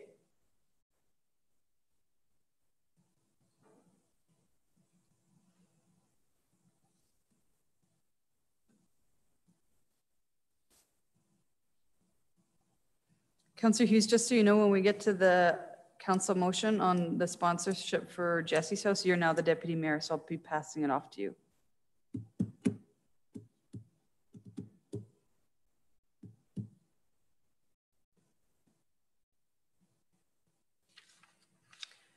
And then Mr. Scoble, do you have Kate ready to go for the 15.2?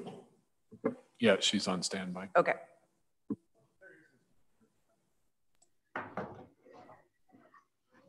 There he is.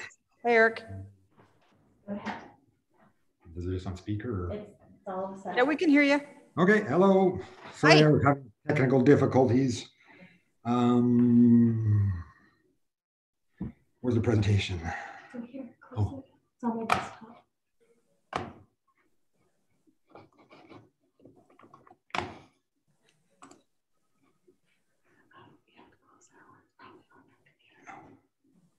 It's always fun dealing with someone else's computer.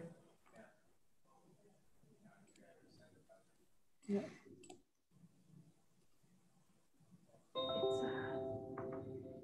one of the PDFs. Kingswood.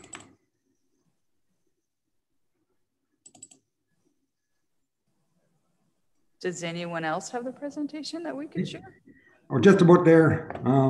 Just about there? Okay. I'll make it for just there. Oh, there we go. Okay. Yeah. All right. And how do we share screen? There? Nope. Participant share screen. Yeah. Me too. Yep. There it is. We see it. Okay, go ahead. Okay, thank you, Mayor and council members. My name is Eric Schultz, and I'm here to present Bylaw 3420, which is a redistricting application in the Kingswood neighborhood. Where's the page down button? Oh, there we go. New computer. Kingswood is a neighborhood located in the west side of St. Albert. Bylaw 34-2020 is an amendment to the land use bylaw, Schedule A, which graphically identifies each parcel of land in the city and its current land use. When there's a change to district in Schedule A, a redistricting occurs. This application is proposing to redistrict approximately 2.3 hectares of land in the Kingswood neighborhood, as shown on this map. The lands subject to this amendment are currently redistricted as urban reserve and will be changed to public park. The land is owned by Cantera Developments, and in February of this year, the city and Cantera came to an agreement that would see a 2.3 hectare community park dedicated from municipal reserve. This centrally located park will serve the residents of Kingswood and will be named Kingsmead Park. The application was circulated earlier this summer and to internal and external stakeholders, as well as residents living within 100 meters of the park. Comments from the public were generally supportive, and four residents asked about park design. One resident did express concerns about building heights, but was told that the maximum park height in a park is 8.5 meters. Residents who did have questions about the park design were informed that there would be public engagement in August and September of this year. Over 300 responses were received from residents, and most requested that the park include playground and walking trails. Initial concept plans were developed based upon his feedback and shared with the public in October of this year. In conclusion, the proposed redistricting is supported by both the ASP and the MDP, and therefore administration recommends approving this bylaw as presented today. That's it. That was fast. Councillor Watkins, when it comes time for the motions, do you want to do them? All right. Any questions on this before we get to motions? All right. Seeing none. Any questions from the public? All right. I need a motion to close the public hearing. Councillor Broadhead looks willing to do it. Thank you.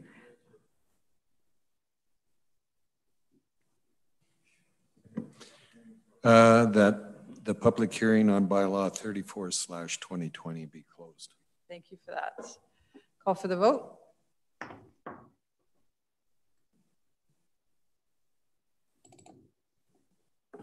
Sorry, I can't see Councillor Hughes or Councillor Jolly as the screen is still being shared. Okay, just put your hands up, Councillor Hughes, Councillor Jolly.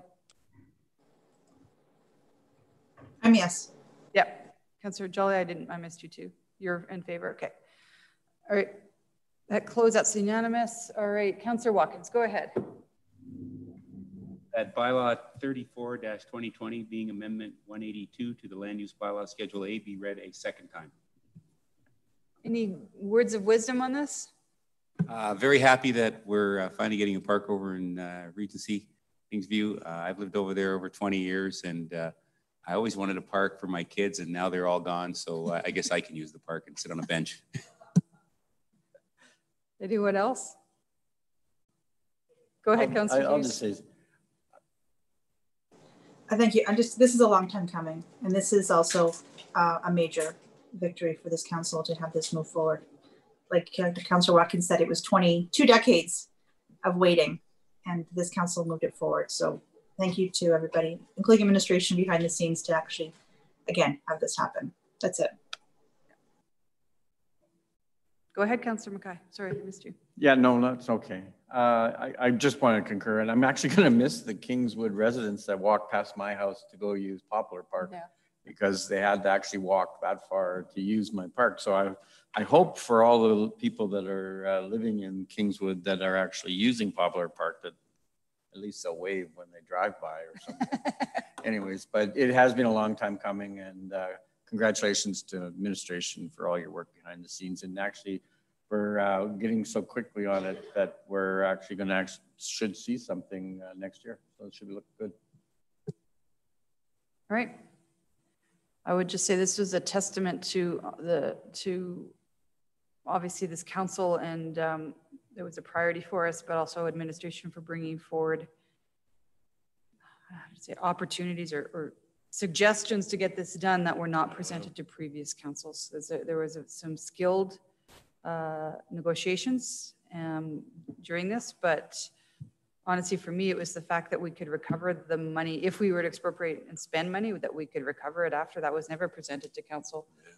And this one heard a different story. So thank you for that. And then, of course, once we got into negotiations, we managed to get a deal without that. So Councillor Watkins, when the park is built, wherever you are in the world, we're going to have to invite you and get a picture of you going down the slide.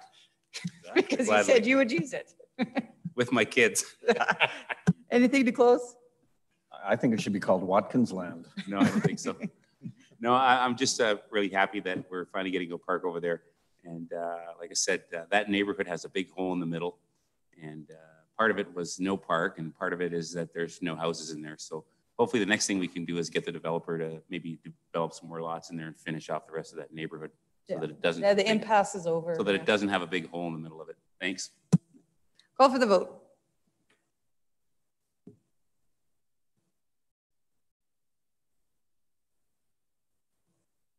All right, that passes unanimously, and Councillor Broadhead, third reading, or Watkins, sorry, third That reading. bylaw 34/2020 be read a third time.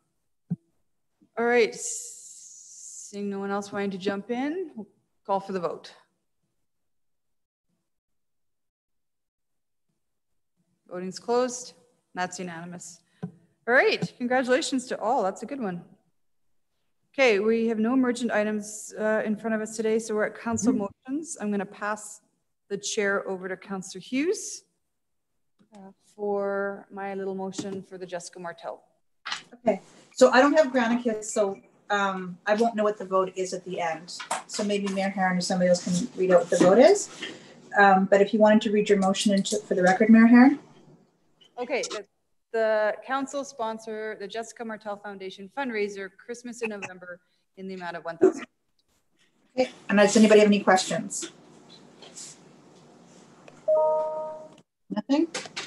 Okay, then I'll accept your motion and go ahead with opening. All right. I'm going to be really quick on this one. According to policy, we all have a bit of sponsorship money, but anything over $250 needs to have a council motion associated with it. Hence, we're in front of us today. Honestly, at agenda planning, I thought about putting this on consent. You know, I think this is probably one that the majority of council will support. I'm hoping.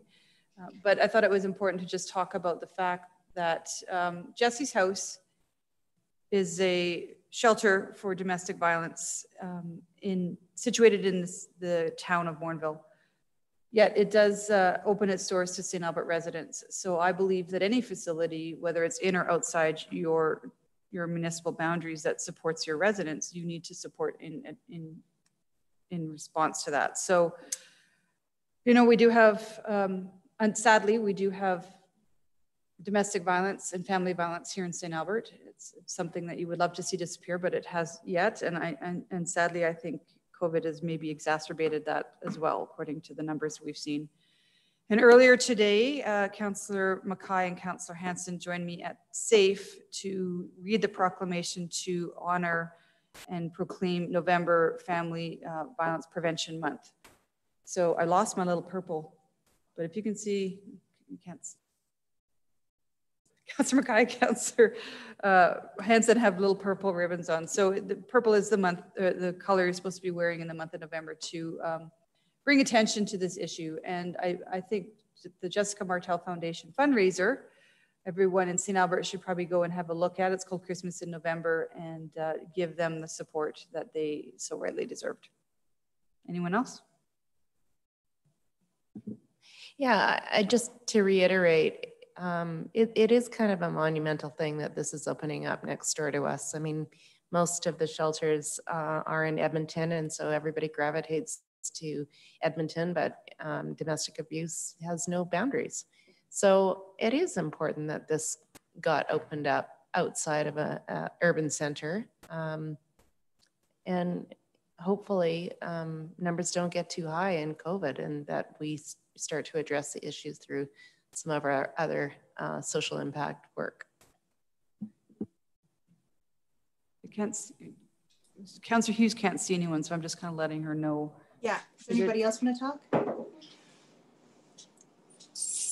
No? Okay, I think that this is a great motion, and I thank you, Mayor Herron, for bringing it forward. I think that this is worthwhile, and people from our community, I think, were also beneficiaries of this, which is sad, but also appreciated that we have this service available. So I think it's the least that we could do. And if anyone else has anything, I can see hands if you raise them up. So I don't see anybody raising their hands up. So I'll let you close, Mayor Herron. All right, nothing much to close. Just the fact that I lost my train of thought there. Oh, that Morinville actually donated the land to build Jesse's house, and they did a fantastic job in the capital fundraising to build the house. Now we're at the impasse of that they don't have ongoing operations. So this kind of fundraiser will help with their ongoing operations. Absolutely. Great, I'll call for the vote. Mayor Herron, I'm gonna have to rely on you again to tell me when it's closed. Sure. Because closed. Okay, voting's closed. And can you guess? I'm guessing it's unanimous. It's unanimous. Thank you, everyone. Thank you. I'll pass the chair back to you. All right. Any information requests, notice of motions, or announcements? Hmm. Do we have any notice of motions? No. Go ahead, Councillor Hughes. Thank you. I had two things. I just want to let people who are watching know that the tax increase is $40 this year, not $191. So that's really good news. Because admin did go back and just correct that typo. And the second thing I wanted to, so I kept meaning to do this and I keep forgetting, is that there was some question about the CSAC meeting in August about whether or not Councillor Hanson was properly notified. And while I sent her an email, I don't think it got to her and I didn't follow up. So I just wanted to acknowledge that there was some miscommunication. And in the future, I will be following up with these people perhaps daily between the time I can't show up and the time of the meeting to make sure that that doesn't happen again. But this was just a series of misunderstandings and I thought she had it, she didn't. And I wanted to acknowledge that so that it was just cleared up. That's all. Thank you for that. Yes, and thank you for your phone call. All right, and yes, thank you for following up so quickly on the not 191 but $40 a year. That was fantastic. Good catch, Councillor Hughes, and very, very big of you to bring up that CSAC miscommunication. So good job, Councillor Hughes. Anything else? All right. No one in the gallery wanting to present. No business arising from that. Okay, so 15.1 is a time specific. So we are going to go to 15.2. Are you passing me the host, Tamara, so I can do breakout rooms? Okay. All right, so are we ready to do 15.2 revenue opportunities? All right, I need a motion to go in camera then for 15.2. Thank you, Councillor Watkins. The council move in camera to discuss a matter pursuant to section 21 and section 24(1)(a) of the Freedom and Information and Protection of Privacy Act. All right, call for the vote.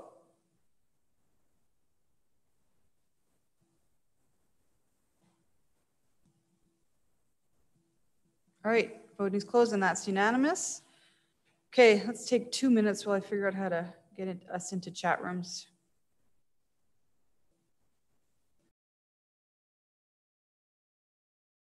Councillor Hughes, you'll get a notification on your Zoom screen to enter into a chat room in about 1 minute, I think. You just have to wait.